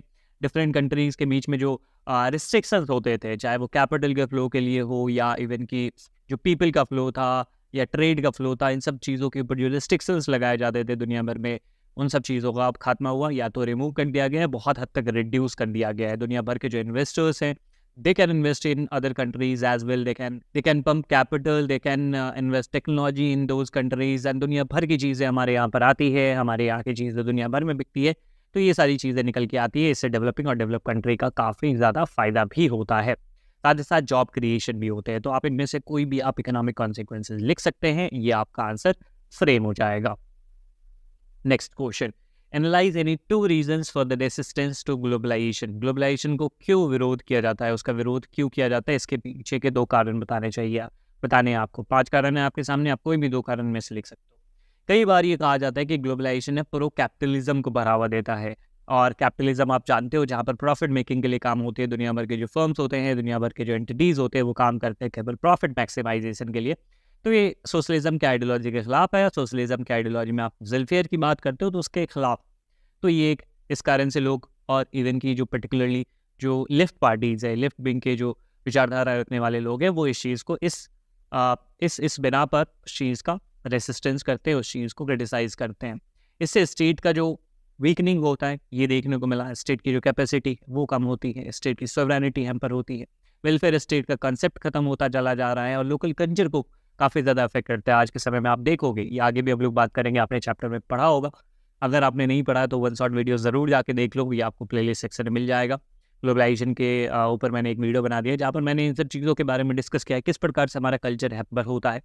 आप देखोगे कि हमारे कल्चर में आज के समय में बढ़ते ग्लोबलाइजेशन के कारण हम लोग वेस्टर्न कल्चर को अडॉप्ट करते चले जा रहे हैं, या अमेरिकनाइजेशन हो रहा है हमारे कल्चर का, जिसमें हम लोग अमेरिका की चीज़ों को अडॉप्ट करते जा रहे हैं, क्योंकि वो डोमिनेंट कल्चर है। या फिर आप देखोगे कि जो कोरियन म्यूज़िक है, कोरियन ड्रामा है, उस चीज़ को सुनते चले जा रहे हैं, और खान-पान के हम लोगों के जो तरीके हैं, तौर तरीके, वो बदलते जा रहे हैं। आज हम लोग अपने लोकल फूड, लोकल डिशेज़ को प्रेफ़र ना करके हम लोग मैकडॉनल्ड के बर्गर खाएँगे, डोमिनोज़ के पिज़्ज़ा को खाएँगे। क्यों? क्योंकि ग्लोबलाइजेशन का इफ़ेक्ट है। आपके कल्चर को इस तरीके से डाइल्यूट भी किया जाता है, और वही चीज़ हमारा जो ट्रेडिशनल कल्चर है और ओल्ड एज वैल्यूज़ है, उसको हम लोग छीनते चले जा रहे हैं। हमारा जो सिस्टम है, हमारा जो कल्चर है, हमारी जो संस्कृति रही है, वो उसका ह्रास देखने को मिलता है, ऑल बिकॉज ऑफ ग्लोबलाइजेशन। तो इन सारे बिनाहों पे आप कह सकते हो कि ग्लोबलाइजेशन को रेसिस्ट किया जाता है। नेक्स्ट क्वेश्चन, 2 रीजंस बताने हैं ग्लोबलाइजेशन की इंडिया में, पर्टिकुलरली इंडिया में रेसिस्टेंस की। तो सबसे पहले लेफ्ट पार्टीज अपोज करती है इकोनॉमिक लिबरलाइजेशन को, कि लेफ्ट पार्टीज़ का वैसे कहना ही ये रहता है कि हम लोगों को ज़्यादा से ज़्यादा स्टेट को ये चीज़ में इन्वॉल्व होना चाहिए इकोनॉमिक डेवलपमेंट के लिए, इकोनॉमिक डिसीजंस लेने में। तो लेफ्ट पार्टीज को कहती है, ट्रेड यूनियंस और फार्मर्स यूनियन कहते हैं कि भाई एमएनसीज के आने के कारण हमारे देश में काफ़ी ज़्यादा हमारे यहाँ नुकसान होता है, फार्मर्स का नुकसान होता है, ट्रेड यूनियन होता है। अगर मान लो कि कहीं पे मैकडोनल्ड के चेन खुल गए, या फिर कहीं पर जो वेस्टर्न कंपनीज है या दुनिया भर के जो बड़े बड़े रिटेल स्टोर है, अगर वो बनते हैं तो छोटे मोटे जो किराना दुकान वाले हैं या रिटेल स्टोर वाले हैं, वो बेचारे उन लोगों का नुकसान होता है, उनके बिजनेस पे इफेक्ट पड़ता है। या आज के समय में देखोगे कि बाहर से सामान का इंपोर्ट करवा के फिर इंडिया में चीज़ें बेची जाती है, इसमें इंडिया के जो फार्मर्स है, जो वो उत्पादन कर रहे हैं, उस चीज़ पर भी इफेक्ट पड़ता है, उनके इनकम पे, उनके लेवलीहुड पे भी इफेक्ट पड़ता है। तो ये सारी चीज़ें, एंड वही चीज़ कि ट्रेडिशनल कल्चर आपका हैम्पर होता है। इस कारण से आपका ग्लोबलाइजेशन को इंडिया में रेसिस्ट किया जाता है, जिसमें आप बहुत सारी चीज़ें, जैसे हमारे कल्चर, जो हमारा संस्कृति रहा है, उस चीज़ में आप देखोगे कि वैलेंटाइन डे लोग मना रहे हैं, या आप फादर्स डे मना रहे हो, मदर्स डे मना रहे हो, या बहुत सारी ऐसी चीज़ें जो हमारी संस्कृति का पार्ट नहीं रही है। हमारी संस्कृति में हमेशा से ये चीज़ें इनबिल्ट रही है कि कोई एक दिन निश्चित नहीं किया जाएगा अपने प्रेम को जाहिर करने के लिए, चाहे वो किसी और से हो या अपने माता और पिता के लिए हो, सारी चीज़ें। तो इन सब चीज़ों में क्या हो रहा है कि अब हम लोग वहाँ के कल्चर को अडॉप्ट करते हुए चले आते आ रहे हैं।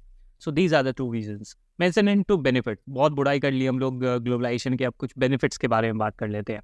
सबसे पहली चीज़ कि आप एक शॉर्ट में आप इंट्रो भी दे सकते हो, ये किसी भी क्वेश्चन में आप लिख सकते हो। ग्लोबलाइजेशन का कोई भी क्वेश्चन है तो एक लाइन में अगर आपको देना है, यू कैन डिफाइन ग्लोबलाइजेशन। अगर मैं पिछले क्वेश्चंस की बात करूँ, जो हम लोगों ने 4 क्वेश्चन लिखा है, उसमें भी अगर आपको इंट्रो देने का मन हो तो आप एक छोटा सा इंट्रो दे दोगे। लेकिन 2 मार्कर क्वेश्चन में वैसे इंट्रो की जरूरत नहीं पड़ती है, बट फिर भी मैंने आपको यहाँ पर लिख दिया है कि what do you mean by globalisation. तो the rapid interconnectedness of economies is termed as globalisation. 2 benefit के बारे में बात करते हैं। नए जॉब्स क्रिएट होते हैं, फॉरेन कैपिटल आता है यहाँ पर, प्रोडक्शन कैपेसिटी, एफिशिएंसी बढ़ती है, और ट्रेड ज़्यादा से ज़्यादा होता है गुड्स एंड सर्विसेज का, जिससे फॉरेन एक्सचेंज भी काफ़ी ज़्यादा बढ़ता है किसी देश का। तो उनमें से कोई भी 2 बेनिफिट के बारे में लिख सकते हैं। Identify and explain 2 factors responsible for the emergence of globalisation. Globalisation क्यों इमर्ज हो गया है, इसके पीछे के 2 कारणों के बारे में बताना है। सबसे पहला कारण है टेक्नोलॉजिकल एडवांसमेंट, इंटरनेट और कम्युनिकेशन या ट्रांसपोर्ट, इनके जो बेहतर मीन्स हो गए हैं, उसके कारण से ग्लोबलाइजेशन और तेज़ी से फैला है। सेकेंड है ट्रेड का लिबरलाइजेशन। दुनिया के अलग अलग देशों ने ट्रेड के जो रूल्स थे उसको काफ़ी ज़्यादा कम किया है, उस चीज़ को काफ़ी ज़्यादा लूजन किया है। और इवन इंडिया में देखोगी कि 1991 में लिबरलाइजेशन की पॉलिसी को अडॉप्ट किया गया। सो जो ट्रेड बैरियर है वो कम होता है, जो इम्पोर्ट ड्यूटी, टैक्स वगैरह लगते हैं वो सारे कम होते चले जाते हैं या शून्य हो जाते हैं। इन 2 कारणों से आपके ग्लोबलाइजेशन का इमरजेंस देखने को मिला है। अब आपसे ये क्वेश्चन पूछा जा रहा है कि ग्लोबलाइजेशन की तो बहुत बात कर रहे हैं हम लोग, लेकिन इंडिया के लिए ग्लोबलाइजेशन को एक नई बात नहीं है। इसके 2 कारणों को देकर आपको सब्सटैंशिएट करना है इस स्टेटमेंट। सबसे पहली चीज़, हिस्टोरिकल ट्रेड नेटवर्क। पुराने ज़माने में अगर आप इंडस वैली सिविलाइजेशन की बात करो, उस समय में भी दुनिया के अलग अलग देशों के साथ हम लोग ट्रेड करते थे। आपने हिस्ट्री के चैप्टर में पढ़ा होगा कि किस प्रकार से इंडस वैली के लोग जो थे वो दुनिया के अलग अलग मुल्कों तक ट्रेड किया करते थे। या इनके सिल्क रूट का एग्जाम्पल लिया जाता है, जिसमें जो एक्सटेंडेड सिल्क रूट है, जो कि चाइना और यूरोप को जोड़ा करता था, उसमें इंडिया भी एक पार्ट हुआ करता था। तो आप कह सकते हो कि ये कोई नई चीज़ नहीं है। ऐसा नहीं है कि हम लोग पिछले 2-3 डिकेड से ही ग्लोबलाइज हुए, नहीं। हिस्टोरिकली भी काफ़ी ज़्यादा फ्लो देखने को मिलता है। साथ ही साथ आप कल्चर का फ्लो देखोगे, रिलीजन का फ्लो देखोगे। ये जो बुद्धिज़्म है कैसे फैला, ग्लोबलाइजेशन था तब ना। इंडिया से निकल के अलग अलग दुनिया के अलग अलग मुल्कों तक गया, चाइना तक गया, कोरिया, जापान, थाईलैंड, कंबोडिया, इन सब देशों में बुद्धिज़्म फैला, ऑल बिकॉज ऑफ ग्लोबलाइजेशन। तो उस समय भी ग्लोबलाइजेशन चीज़ें थी ना, बस यही चीज़ था कि इकोनॉमिक उसका इन्फ्लुएंस था वो इतना ज़्यादा नहीं था जितना आज आप देख रहे हो। दूसरी चीज़ कॉलोनियल इन्फ्लुएंस था। अगर आप ब्रिटिश टाइम की बात करोगे तो दुनिया के अलग अलग मुल्कों तक हमारे देश के जो बने हुए प्रोडक्ट होते थे वो बिकते थे। और क्योंकि ब्रिटिश कॉलोनी हुआ करता था भारत, तो उस समय में ब्रिटिशर्स का जहाँ जहाँ पे नेटवर्क था वहाँ पर इंडिया का भी नेटवर्क हुआ करता था। ठीक है, तो दुनिया के सिस्टम के साथ ये जो ग्लोबलाइज सिस्टम है उसके साथ इंडिया भी कनेक्टेड था। यहाँ से सामान बन के ब्रिटेन जाते थे, यूरोप में बिका करते थे, और वहाँ से जो बने हुए फिनिश गुड होते थे वो इंडिया में वापस आते थे। और इंडिया का पर्सिया हो या श्रीलंका हो, इन सब देशों के साथ ट्रेड हुआ करता था। सो कह सकते हो कि ग्लोबलाइजेशन को एक नई चीज़ नहीं है भारत के लिए। Next question, why have different organisation in India protested against the entry of multinational companies, given in 2 example या 2 रीजंस। आपको 2 कारण बताने कि इंडिया में एमएनसीज को आने के लिए क्यों रोका जा रहा है, क्यों रेसिस्ट किया जा रहा है। पहली चीज़ इकोनॉमिक कंसर्न है। सबसे पहले कि ट्रेड यूनियन और फार्मर ग्रुप्स आपके लिए अपोज करते हैं। डर रहता है कि जॉब लॉस हो जाएगा, लेबर का एक्सप्लॉयटेशन हो जाएगा, अनफेयर कंपटीशन हो जाएगा, क्योंकि दुनिया के बड़े बड़े जो जाइंट होते हैं, बड़े बड़े एमएनसीज होते हैं, वो आकर आपकी इकॉनमी में अगर आते हैं तो फिर क्या होगा कि छोटे छोटे जो रिटेलर्स है या छोटे छोटे जो बिजनेसमैन हैं या फैक्ट्री के ओनर हैं, उनके बिजनेस को तो खा जाएंगे ना। उनके पास इतनी इतनी प्रॉपर्टी होती है, इतना इतना कैपिटल होता है। एग्जाम्पल के लिए गूगल ले लो, अमेजन ले लो, ठीक है। इन सब कंपनी के पास कितना पैसा है, कई देशों के जीडीपी से भी बहुत ज़्यादा पैसा होता है इनके पास। तो वो किसी भी देश में इंटर करते हैं तो वहाँ पे बहुत सारी चीज़ें, वहाँ के छोटे छोटे जो इंडस्ट्रीज़ होंगे, डोमेस्टिक इंडस्ट्रीज़ होंगे, वो उसको तो खा जाएंगे। बड़े सार्क होते हैं, छोटी छोटी मछलियाँ उसके सामने कहाँ बिकेंगी। They can even sell at losses in the initial stage. शुरू में आके वो बहुत कम दाम पे बेच देंगे, बाकी सारी कंपनियां खत्म हो जाएगी, उसके बाद वो बड़े दाम में बेचेंगे। ये चीज़ें होती। दूसरा कल्चर कंसर्न है, बहुत बड़ा इंपॉर्टेंट कंसर्न है कि हमारे कल्चर को इन्फ्लुएंस करता है, हमारे जो इंडियन वैल्यूज़ है, इंडियन आइडेंटिटी है, उस पर ये अफेक्ट करता है निगेटिवली। तो इस कारण से रेसिस्ट किया जाता है। टेक्नोलॉजी के रोल के बारे में आपसे पूछा जा रहा है कि ग्लोबलाइजेशन टैक्नोलॉजी का क्या रोल रहा है। दो बड़े टेक्नोलॉजी, दैट इज कम्युनिकेशन और ग्लोबल फ्लोज को बढ़ावा देने के लिए, जैसे आप टेलीग्राफ हो, टेलीफोन हो या इंटरनेट हो, इसने काफ़ी तेज़ी से ग्लोबलाइजेशन को बढ़ाया है। इसके कारण से जो इन्फॉर्मेशन है दुनिया भर में फैल जाता है। और आज मान लो कैलिफोर्निया में कोई भी ये घटना होती है, हम लोग मिनटों में उस चीज़ के बारे में जान सकते हैं। या इंडिया में कोई चीज़ें होती है, दुनिया भर के किसी भी कोने में लोग बैठे हुए जान सकते हैं इंटरनेट की वजह से। तो आप कह सकते हो कि पूरी दुनिया एक ग्लोबल विलेज बन गई है, छोटा छोटा सा एक गांव बन गया है, जहाँ पर हर एक कोने के बारे में आप जानकारी बहुत आसानी से एक्सेस कर सकते हो। ग्लोबल फ्लोज को भी, चाहे वो आइडियाज़ का फ्लो हो, चाहे कैपिटल का फ्लो हो, पीपल का फ्लो हो, इन सब चीज़ों को काफ़ी तेज़ी से बढ़ावा मिला है इंटरनेट के कारण, और या इवन कह सकते हो टेक्नोलॉजी के कारण। पर्टिकुलरली ग्लोबल इंटरेक्शन बढ़ा है, कोलैबोरेशंस बढ़े हैं, दुनिया की बड़ी बड़ी कंपनीज होते हैं वो एक दूसरे के साथ मिलकर दुनिया के अलग अलग देशों में बिजनेस करते हैं। तो आप कह सकते हो कि टेक्नोलॉजी का कितना बड़ा रोल है। फॉर एग्जाम्पल के लिए होंडा कंपनी, वो जापान की कंपनी थी, इंडिया की कंपनी हीरो के साथ उन्होंने कोलैबोरेट करके यहाँ पर बिजनेस एस्टैब्लिश कर लिया। या मारुति सुजुकी है, या कई सारी चीज़ें, जैसे मान लो कि वॉलमार्ट है, उन्होंने इंडिया के कंपनी फ्लिपकार्ट को खरीद कर उनके पूरे रिटेल चेन को अडॉप्ट कर लिया और उस चीज़ पर अपना आधिपत्य जमा के फिर इंडिया में ट्रेड कर रहे हैं, दुनिया के अलग अलग देशों में वो ट्रेड कर रहे हैं। ये सारी चीज़ें होती है। या फोर्ड मोटर्स का एग्जांपल लिया जाता है, इंडिया में एस्टैब्लिश करने के लिए उन्होंने शुरू में महिंद्रा कंपनी के साथ कोलैबोरेशन किया था। That's how the globalised world works, right. सबसे पहला सवाल है कि टू नेशन थ्योरी क्या है। टू नेशन थ्योरी के बारे में आपसे पूछा जा रहा है। टू नेशन थ्योरी यही थी कि जो हिंदुस्तान है वो एक समुदाय के लोगों का नहीं बल्कि दो समुदाय के लोगों का है, और इसको प्रोपगेट किया गया था मुस्लिम लीग के द्वारा। उन्होंने कहा था कि भारत हिंदूज और मुसलमान दो समुदायों से बना हुआ है और इसलिए इन दोनों समुदायों को विभाजित करके दो देश बनाना चाहिए। तो ये टू नेशन थ्योरी निकल आ गया था और इसके लिए उन्होंने पाकिस्तान की डिमांड करी थी, एक सेपरेट कंट्री जो कि मुस्लिम्स के लिए होंगी और हिंदुस्तान हिंदूज के लिए। नेक्स्ट क्वेश्चन है स्टेट रिऑर्गनाइजेशन कमीशन के रोल के बारे में बताना है। स्टेट रिऑर्गनाइजेशन कमीशन आपका बना था 1953 में। इसको ये काम दिया गया था कि क्या आप जो स्टेट्स है उसका लैंग्वेज के बेसिस पर रिऑर्गनाइजेशन कर सकते हैं नहीं, ये सारे काम दिए गए थे। या अगर नहीं कर सकते तो कौन कौन से बेसिस होंगे जिसके ऊपर आप रिऑर्गनाइजेशन ऑफ स्टेट्स को किया जा सकता है। 1953 में ये बनाया गया था और इसके रिकमेंडेशन के बाद 1956 में एक्ट पास हुआ, स्टेट रिऑर्गनाइजेशन एक्ट, जिसके अंतर्गत भारत में अलग अलग राज्य और यूनियन टेरिटरीज बनाए गए थे। और इस स्टेट रिऑर्गनाइजेशन कमीशन ने ये भी एक्सेप्ट किया था कि जो बाउंड्रीज है स्टेट की बाउंड्रीज, वो लैंग्वेज के बेसिस पर आप बना सकते हो। आपको पता होगा कि किस प्रकार से विशाल आंध्र मूवमेंट आया था और आंध्र स्टेट को अलग करने की बात थी, जो पुराने मद्रास प्रोविंस था उससे, कि तेलुगु लोगों के लिए अलग स्टेट की डिमांड रखी गई थी। उनको अलग स्टेट चाहिए था। हालांकि शुरुआत में भारत सरकार ने इस चीज़ को काफ़ी हद तक नकारा था क्योंकि हाल ही में पार्टीशन हुआ था ना, तो भारत नहीं चाहता था कि और भी हिस्सों में अलग अलग राज्य बटे। बट बाद में जब विशाल आंध्र मूवमेंट हुआ और फिर फाइनली सरकार को एक्सेप्ट करना पड़ा the creation of Andhra state, then उसके बाद स्टेट रिऑर्गनाइजेशन कमीशन बनाया गया कि उनको बताया गया कि भाई आप देख के बताओ, स्टडी करके बताओ कि वो कौन कौन से बेसिस होंगे जिसके आधार पर स्टेट रिऑर्गनाइजेशन किया जा सकता है, और उन्होंने इस बेसिस को एक्सेप्ट किया था। नेक्स्ट क्वेश्चन है कि उस नेता का नाम बताइए जिन्होंने भारत के यूनिफिकेशन में सबसे इंपॉर्टेंट रोल प्ले किया था। उनके कंट्रीब्यूशन के बारे में बताइए। सबको पता है कि उनका नाम था सरदार वल्लभ भाई पटेल। तत्कालीन डिप्टी प्राइम मिनिस्टर और होम मिनिस्टर सरदार वल्लभ भाई पटेल ने बहुत इंपॉर्टेंट रोल प्ले किया था। प्रिंसली स्टेट के पास गए, आपको पता होगा 565 जो प्रिंसली स्टेट थे उनके पास गए, उनसे नेगोशिएट किया था, पीसफुली नेगोशिएट किया था, डिप्लोमेटिकली उनसे नेगोशिएट किया गया था। और भारत की आज़ादी के समय तक करीब करीब सारे जो प्रिंसली स्टेट है, कुछ एक आध को छोड़ के, जैसे जूनागढ़ हो गया या कश्मीर हो गया, हैदराबाद हो गया, कुछ एक आध को छोड़कर बाकी सारे स्टेट्स राजी हो गए थे भारत के साथ जुड़ने के लिए।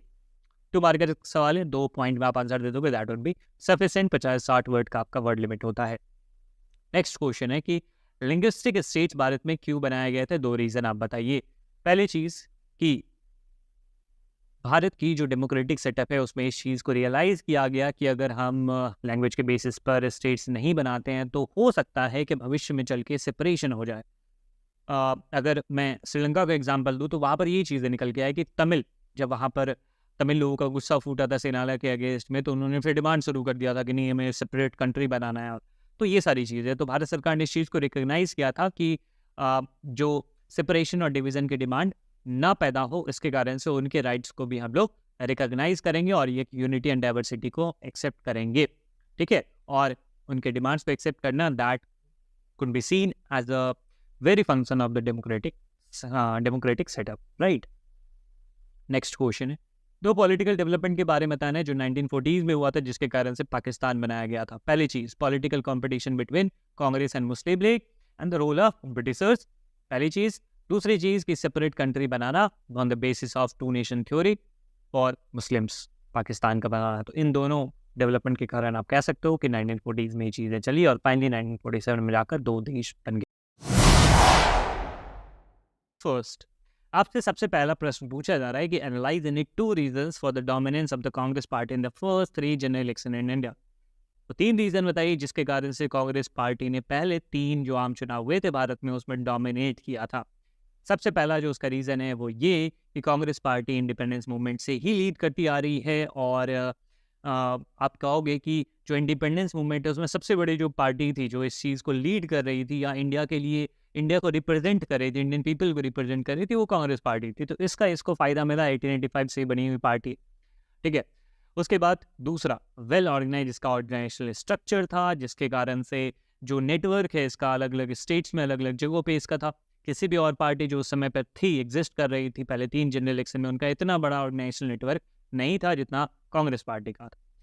तीसरी चीज़ कि इसने सारी डिवीज़न को, सारे सेक्शन को एक तरह से क्या कह सकते हो कि रिप्रेजेंट कर रहा था वो। कांग्रेस पार्टी के अंदर सारे जो फैक्शंस है, जो ग्रुप्स हैं, उनका रिप्रेजेंटेशन देखने को मिलता था। एक रेनबो ऑर्गेनाइजेशन के रूप में काम कर रही थी। यहाँ पर पीजेंट्स का भी रिप्रेजेंटेशन था, जमींदार का भी रिप्रेजेंटेशन था, कैपिटलिस्ट का भी था रिप्रेजेंटेशन, जो सोशलिस्ट है उनका भी रिप्रेजेंटेशन था, राइट। तो आप एक तरह से देख सकते हो कि ये सारे जो सेक्शंस हैं उनके रिप्रेजेंटेशन के तौर पर एक पार्टी हुआ करती थी।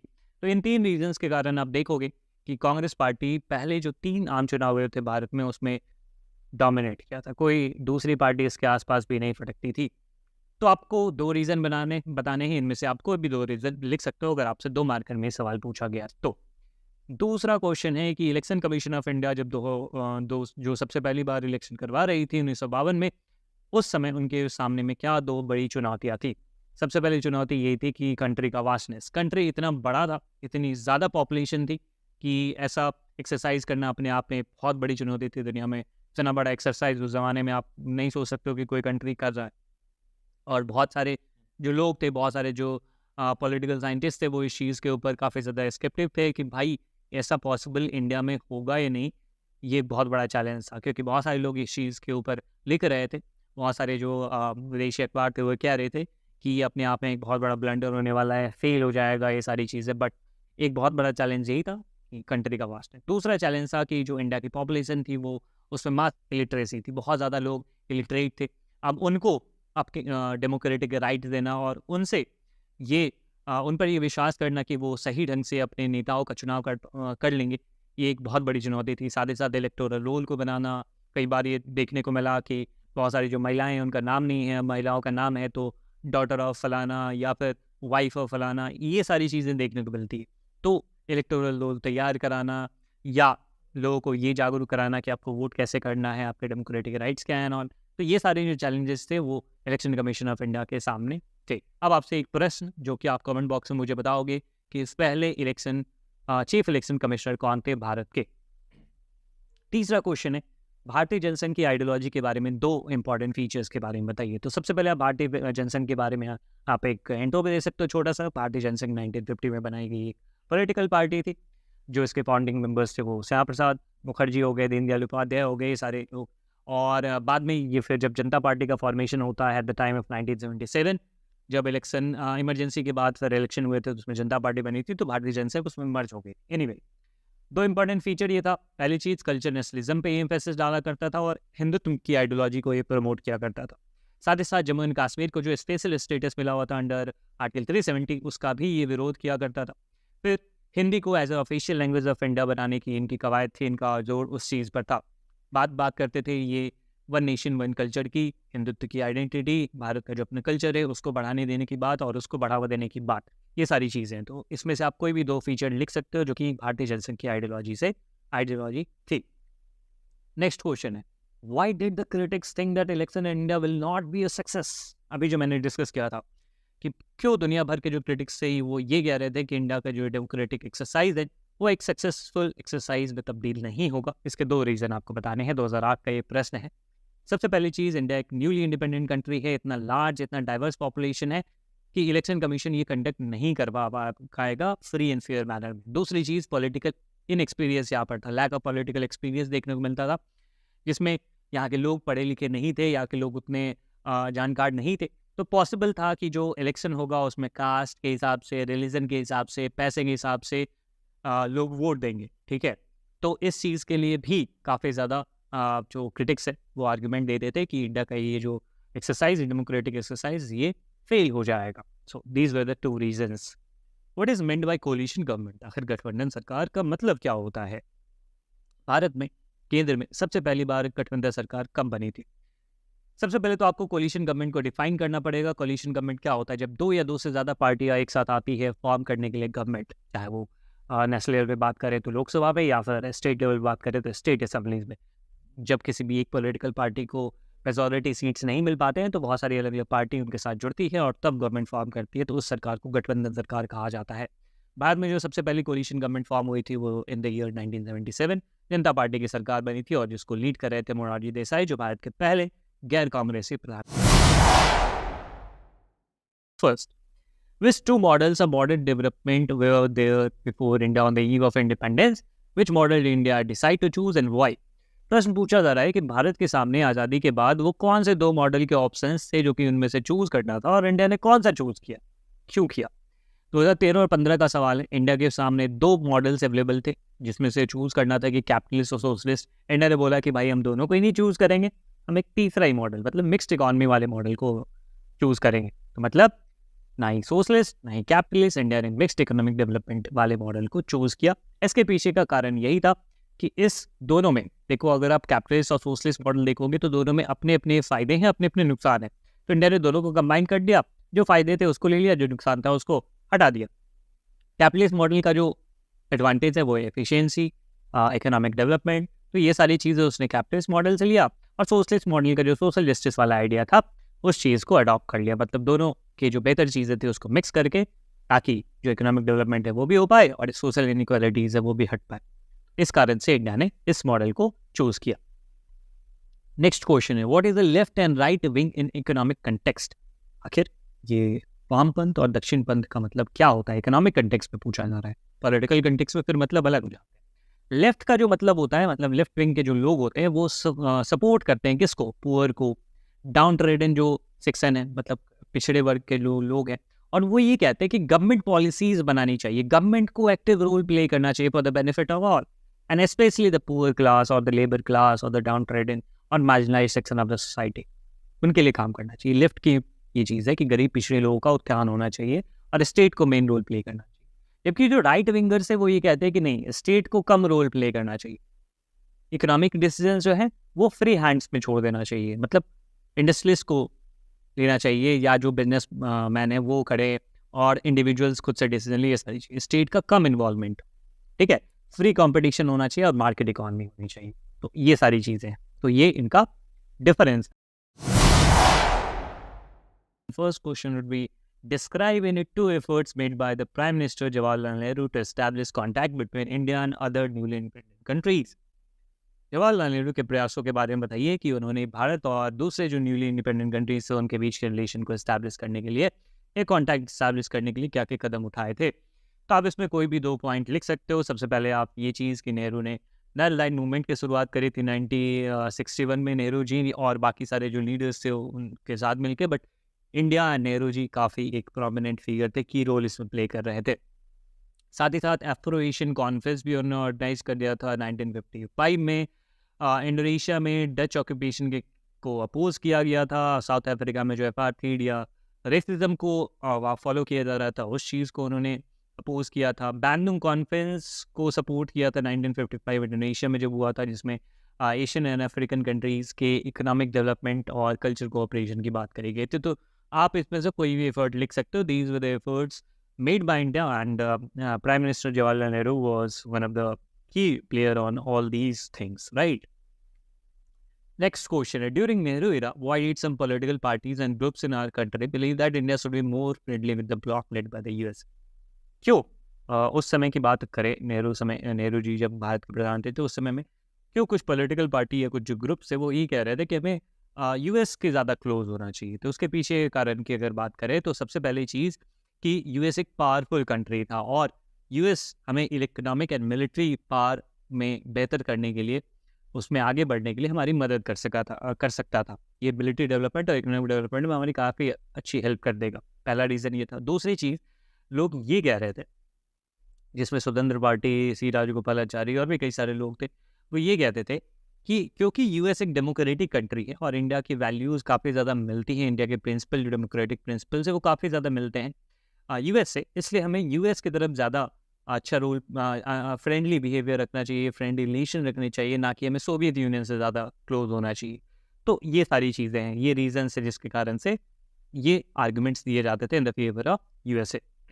नेक्स्ट क्वेश्चन है कि जनता पार्टी की जब सरकार आई थी उसके बाद भारत की फॉरेन पॉलिसी में क्या उन्होंने चेंज लेके आए। सबसे पहले जनता पार्टी जब 1977 में बनी थी, सरकार उनका बना था, तो उन्होंने ये कहा था कि हम जो नॉन अलाइंड पॉलिसी है, भारत कोल्ड वॉर के समय में नॉन अलाइंड पॉलिसी को फॉलो कर रहा था, जिसमें इंडिया का स्टैंड यही था कि हम किसी भी पार्ट ब्लॉक को ज्वाइन नहीं करेंगे, ना ही यूएस के ना ही यूएस साथ के, बल्कि हमारा अपना स्टैंड होगा। तो जनता पार्टी गवर्नमेंट ने कहा कि ठीक है, लेकिन आप पहले अगर बात करो तो कोल्ड वॉर के समय में भारत नॉन अलाइंड मूवमेंट को सपोर्ट कर रहा था, उस पॉलिसी को इम्प्लीमेंट कर रहा था, अपने यहाँ पे फॉलो कर रहा था, लेकिन जो टिल्ट था ना हम लोगों का, वो किस तरफ था? सोवियत रशिया की तरफ था। तो जनता पार्टी सरकार ने यही कहा था कि हम नॉन अलाइंड पॉलिसी को प्रिंसिपल के हिसाब से और प्रैक्टिकली दोनों हिसाब से फॉलो करेंगे। मतलब कि हम लोग जेन्युइन नॉन अलाइनमेंट को फॉलो करेंगे। ऐसा नहीं कि भारत कह रहा था कि नॉन अलाइनमेंट और सोवियत रशिया के साथ ज़्यादा टिल्ट हो गया था, उसके साथ बेटर रिलेशन इस्टेब्लिश कर लिए थे, ट्रीटी साइन कर ली थी। तो जनता पार्टी सरकार ने इस चीज़ को ठीक करने के लिए कहा और मतलब ठीक करने की कोशिश करी और प्रो सोवियत टिल्ट जो था उस चीज़ को करेक्ट किया गया जनता पार्टी सरकार के समय में। इसका मतलब यही हुआ था। नेक्स्ट क्वेश्चन, भारत ने क्यों एनपीटी नॉन प्रोलिफरेशन ट्रीटी को साइन करने से मना कर दिया था? नॉन प्रोलिफरेशन ट्रीटी 1978 का, उसमें बेसिकली बात किया थी, उसमें बेसिकली यही बात थी कि दुनिया भर में जो न्यूक्लियर पावर है उसको उसके प्रोलिफरेशन पे रोक लगाना, उसके एक्सपेंशन पे रोक लगाना। लेकिन इंडिया ने साइन इसलिए नहीं किया था क्योंकि ये ट्रीटी काफ़ी ज़्यादा डिस्क्रिमिनेटरी एंड बायस थी। इसमें ये कहा गया था कि दुनिया में 5 मुल्क जो 1968 से पहले बना चुके, 67 से पहले बना चुके थे, वो 5 मुल्क रखेंगे न्यूक्लियर वेपन, बाकी देश फिर नहीं रखेंगे। इंडिया ने इसको कहा कि ये क्या बात, अब अगर आप नॉन प्रोलिफरेशन करना चाहते हो तो पूरी दुनिया से बोलो, सबको बोलो कि आप न्यूक्लियर वेपन मत रखो, और जिनके पास न्यूक्लियर वेपन है वो उस चीज़ को ख़त्म करे। लेकिन नॉन प्रोलिफरेशन ट्रीटी में ये चीज़ें नहीं थी। उसमें ये था कि 5 जो मुल्क हैं, यूएस हो गया, यूके हो गया, फ्रांस, चाइना और सोवियत यूनियन, ये 5 कंट्री न्यूक्लियर वेपन पोजेस करेंगे, बाकी कोई और नहीं कर पाए। इंडिया ने इस चीज़ का विरोध किया, बोला कि भाई ये क्या बात हुई, हमारे पड़ोसी मुल्क चाइना है, हमारे संबंध अच्छे नहीं हैं, अभी 1962 में हमारी लड़ाई हुई है और वो एक न्यूक्लियर पावर है। ऐसी स्थिति में आप हमें कह रहे हो, उसको नहीं बोल रहे हो कि ख़त्म करो, हमें बोल रहे हो कि नहीं आप बनाओगे नहीं, ये क्या बात हुई? एंड इस बेसिस पर इंडिया ने इस चीज़ को साइन करने से मना कर दिया गया था, क्योंकि ये दुनिया को 2 भागों में बांटती है, nuclear have and nuclear have not countries. First, सबसे पहला क्वेश्चन है आपके सामने कि explain the term syndicate, Congress syndicate के बारे में आपको बताना है। सो कांग्रेस सिंडिकेट के बारे में आपको पता होगा कि क्या था। कांग्रेस में जो इन्फ्लुएंशियल लीडर्स का एक जो ग्रुप था उसको सिंडिकेट कहते थे, जिसमें बड़े नाम के कामराज या फिर S K. Patil, S. Lingappa, N. Sanjiva Reddy और अतुल्य घोष, ये सारे लोग मिलकर बनाते थे कांग्रेस सिंडिकेट। और इनका पार्टी का ऑर्गेनाइजेशन है, पार्टी के डिसीजन मेकिंग में सबसे ज़्यादा इन्फ्लुएंस हुआ करता था। इवन कि जो इंदिरा गांधी को सबसे पहली बार प्रधानमंत्री बनाने की जो बात थी या डिसीजन था वो इन्हीं लोगों ने लिया था। ठीक है, तो इस चीज़ को आप इस तरह से एक्सप्लेन करोगे। 2 मार्कर क्वेश्चन है, 2-3 पॉइंट्स में सफिशिएंट हो जाता है, 50 to 60 वर्ड्स में आपको लिखना होता है। लेकिन मेक श्योर कि जब आप कांग्रेस सिंडिकेट के बारे में लिख रहे हैं तो ज़रूर उनके लीडर्स के नाम को आप लिखोगे और अंडरलाइन करोगे, क्योंकि बिना कांग्रेस के लीडर्स के, बिना उनके नाम को मेंशन किए कांग्रेस सिंडिकेट का आंसर पूरा नहीं होता है। तो आप नाम याद रख लीजिएगा, 3-4 निजलिंगप्पा हो गए, कि कामराज हो गए, संजीवा रेड्डी हो गया, तुल्य घोष हो गए, ये सारे बड़े बड़े नाम थे। बिन सहाय साहब जो बिहार के थे उनका भी नाम आता है। Second question, analyse in 2 reasons for the split of the Congress party इन 1969। 1969 में जो कांग्रेस पार्टी का एक स्प्लिट हुआ था उसके बीच के 2 रीजन बताइए।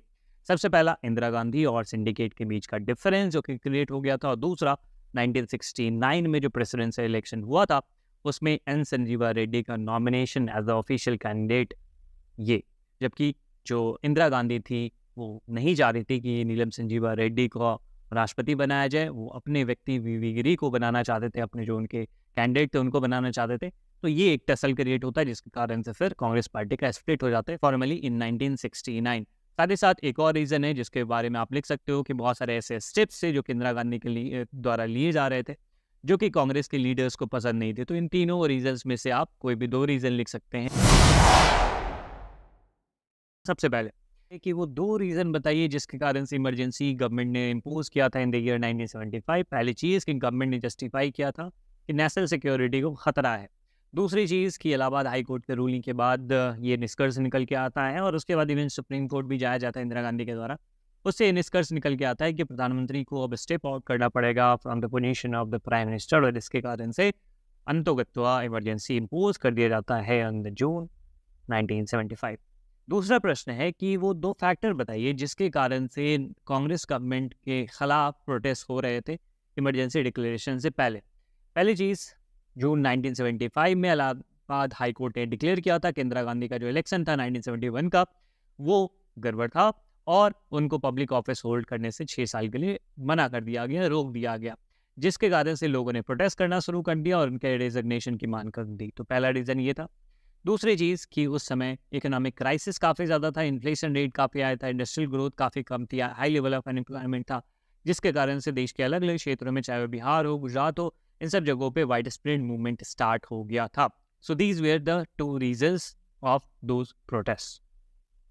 Explain the concept of total evolution advocated by Jayaprakash Narayan. 2022 का सवाल है कि जयप्रकाश नारायण के संपूर्ण क्रांति के बारे में आपको बताना है। जयप्रकाश नारायण ने संपूर्ण क्रांति की शुरुआत करी थी और ये एक नॉन वायलेंट मास मूवमेंट था जिसमें बेसिकली जो मुद्दा था वो करप्शन को ख़त्म करना था, पावर का डिसेंट्रलाइजेशन होना चाहिए, सोशल इकोनॉमिक जस्टिस को लाना चाहिए और पूरी तरह से comprehensive social and political outlook को चेंज करने की बात थी। तो ये था जयप्रकाश नारायण का जो मूवमेंट था, टोटल रिवॉल्यूशन।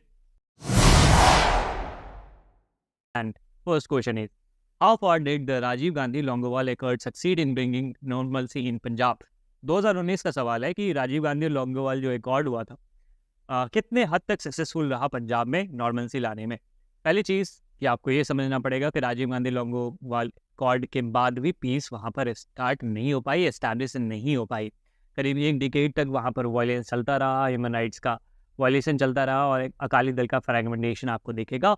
और इवन एक ऐसा समय भी आया जब स्टेट में प्रेसिडेंट रूल को भी बना दिया गया, उसको भी इम्पोज कर दिया गया। You can also right about the year, right, किस साल राजीव गांधी लोंगोवाल एकॉर्ड हुआ था, यहाँ पर आप उसको भी मेंशन कर सकते हो। मैंने इसलिए छोड़ दिया क्योंकि आप कमेंट बॉक्स में मुझे अब बताओगे राजीव गांधी लोंगोवाल एकॉर्ड कब हुआ था।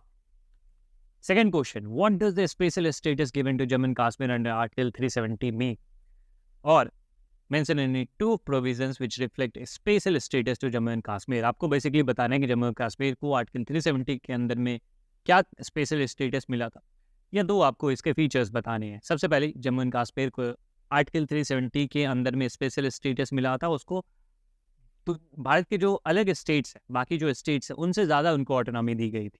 उनका अपना संविधान था और इंडियन कॉन्स्टिट्यूशन के जो प्रोविजंस थे वो डायरेक्टली वहाँ पर अप्लाई नहीं होते थे। वहाँ की जो स्टेट असेंबली है उस पे पास करवाना पड़ता था और उसके बाद ही वो अप्लाई होते थे। तो ये एक चीज़ है। बाकी उनका अपना एक अलग झंडा और ये सारी चीज़ें थी, राइट? तो ये कुछ स्पेशल स्टेटस थे जो कि जम्मू एंड कश्मीर को दिए गए थे। जो पहला सवाल है that is highlight any to effects of the election of 1989 on the politics of India. 1989 के इलेक्शन रिजल्ट के क्या इफेक्ट देखने को मिलते हैं इंडियन पॉलिटिक्स में, इस पर सवाल पूछा जा रहा है। 2014 का सवाल। सबसे पहली चीज़, कांग्रेस सिस्टम का एंड यहाँ पर होता है।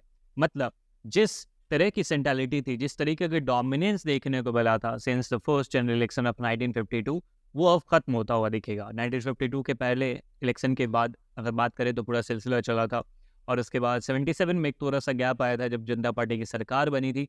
हालांकि वो भी शॉर्ट लिव थी। वापस से 80 का जो इलेक्शन लड़ा गया था उसमें वापस कांग्रेस पार्टी जीत गई थी। 84 में अगेन राजीव गांधी के नेतृत्व में चुनाव लड़ा गया था और उसमें तो बहुत ज़्यादा ही सीट्स मिल गए थे, ठीक है। लेकिन फिर जब 89 का इलेक्शन लड़ा जाता है तो उसमें कांग्रेस पार्टी हार जाती है और उसके बाद से आप देखोगे कोलिशन गवर्नमेंट का पूरा सिलसिला चलता है टिल 2014, जहाँ तक हर एक बार कोलिशन गवर्नमेंट की सरकार ही बनती नजर आती है और एक भी बार ऐसा नहीं होता है कि कोई सिंगल पार्टी को मेजोरिटी मिलता है। और 89 के इलेक्शन हारने के बाद एक तरह से ये कहा जाता है पॉलिटिकल साइंटिस्ट के द्वारा कि ये कांग्रेस सिस्टम का अब खात्मा हो चुका था। मतलब जिस प्रकार की सेंट्रलिटी कांग्रेस एंजॉय कर रही थी इतने सालों से, वो अब खत्म हो जाता है। तो पहला इफेक्ट ये कि it was the end of Congress system. And दूसरी चीज़ कि कोलिशन पॉलिटिक्स यहाँ से शुरू हो जाता है और बड़े स्केल पर आप देखोगे कि रीजनल पार्टीज का रोल इंक्रीज हो जाता है in the central government and the central politics, right. तो ये दो इफेक्ट है जो आप कह सकते हो कि 89 के इलेक्शंस के बाद देखने को मिलते हैं Indian politics. Second question, what does the coalition government mean, मतलब गठबंधन सरकार का अर्थ क्या होता है। एक एग्जाम्पल बताइए आप गठबंधन सरकार के। तो सबसे पहले कोलिशन गवर्नमेंट होता क्या है, जब दो या दो से ज़्यादा पार्टीज साथ में आती है और गवर्नमेंट फॉर्म करती है तो उसको आप कोलिशन गवर्नमेंट कहते हैं। जब किसी एक पार्टी के पास इतने सीट्स नहीं होते कि वो गवर्नमेंट फॉर्म कर सके at the central level Lok Sabha and state level Vidhan Sabha, तो उस स्थिति में क्या होता है कि दो या दो से ज़्यादा पार्टी साथ में आती है और सरकार फॉर्म करती है। एग्जाम्पल बताने हैं आपको कोलिशन गवर्नमेंट के तो आप कई सारे बता सकते हो। सबसे पहला जो कोलिशन गवर्नमेंट का एक तरह से आप देख सकते हो वो 77 का था इलेक्शन और उसके बाद तो 89 के बाद तो ये पूरा सिलसिला ही चलता है टिल 2014। वहाँ तक तो आप देखोगे कि कई बार कोलिशन गवर्नमेंट बनी, चाहे वो पी सिंह के नेतृत्व में बनी हो, नेशनल फ्रंट की सरकार बनी हो या फिर यूनाइटेड फ्रंट बनी हो उसके बाद या फिर बीच में एनडीए यूपीए ऐसे कई सारे कोलिशन गवर्नमेंट बने हैं। तो आप इनका एग्जाम्पल दे सकते हो इसमें आप। थर्ड क्वेश्चन है कि which was the two developments around 1986 that became central to the politics of BJP as a Hindutva party. BJP एक हिंदुत्व पार्टी के रूप में ग्रो करी थी 1986 में। ऐसे दो इवेंट्स के बारे में, दो डेवलपमेंट्स के बारे में आपको बताना है। पहला, साबानो केस 1985 में होता क्या है आपको कहानी पता है, मैंने इसके ऊपर एक पूरा लेक्चर बना रखा है, आपको डिटेल में जानना है तो आप उस वीडियो को देख सकते हो। साबानो जो एक मुस्लिम महिला थी, एलिमनी के ऊपर केस हुआ था। उनके जो हस्बैंड थे उन्होंने तलाक दे दिया था और उसके बाद उन्होंने फिर साबानो ने हाई कोर्ट में और अपील किया था एंड उसके बाद ये केस सुप्रीम कोर्ट तक पहुंचता है और वहाँ पर ये डिसीजन लिया जाता है। इवन हाई कोर्ट ने भी और सुप्रीम कोर्ट दोनों ने डिसीजन दिया था कि जो शौहर है मतलब हस्बैंड है साबानो के, उनको पैसे देना चाहिए, गुजारा भत्ता देना चाहिए अपनी वाइफ को। लेकिन राजीव गांधी की सरकार जो थी उन्होंने फिर एक एक्ट पास किया था that was Muslim women protection of rights on divorce act. और इस जो रूलिंग थी, मतलब सुप्रीम कोर्ट की जो रूलिंग थी, सुप्रीम कोर्ट का जजमेंट था, उसको ओवरटर्न कर दिया था। एंड बीजेपी ने इस चीज़ को, इस मुद्दे को बड़े स्तर पे उठाया था कि ये कांग्रेस पार्टी जो है मुस्लिम अपीजमेंट के लिए, माइनॉरिटी अपीजमेंट के लिए काम कर रही है और वोट बैंक पॉलिटिक्स के लिए काम कर रही है। तो ये एक बड़ा मुद्दा था। दूसरा मुद्दा निकल के आता है अयोध्या डिस्प्यूट 1986 में, जब फैजाबाद की जो कोर्ट होती है उसने ये डिसीजन दिया था कि जो बाबरी मस्जिद वाला इलाका, जो विवादित इलाका है, उसको फिर खोला जाएगा और वहाँ पर हिंदूज भी जाकर they can offer there prayers. तो ये भी जो स्टैंड था, ये भी बीजेपी के ग्रोथ के लिए एक बहुत इंपॉर्टेंट रोल प्ले करता है। उसके बीजेपी फिर रथ यात्रा भी ऑर्गेनाइज करती है एंड फिर आगे के इवेंट्स चलते रहते हैं और जिसके बाद बीजेपी एक हिंदुत्व पार्टी के रूप में ग्रो करती है इन इंडियन पॉलिटिक्स।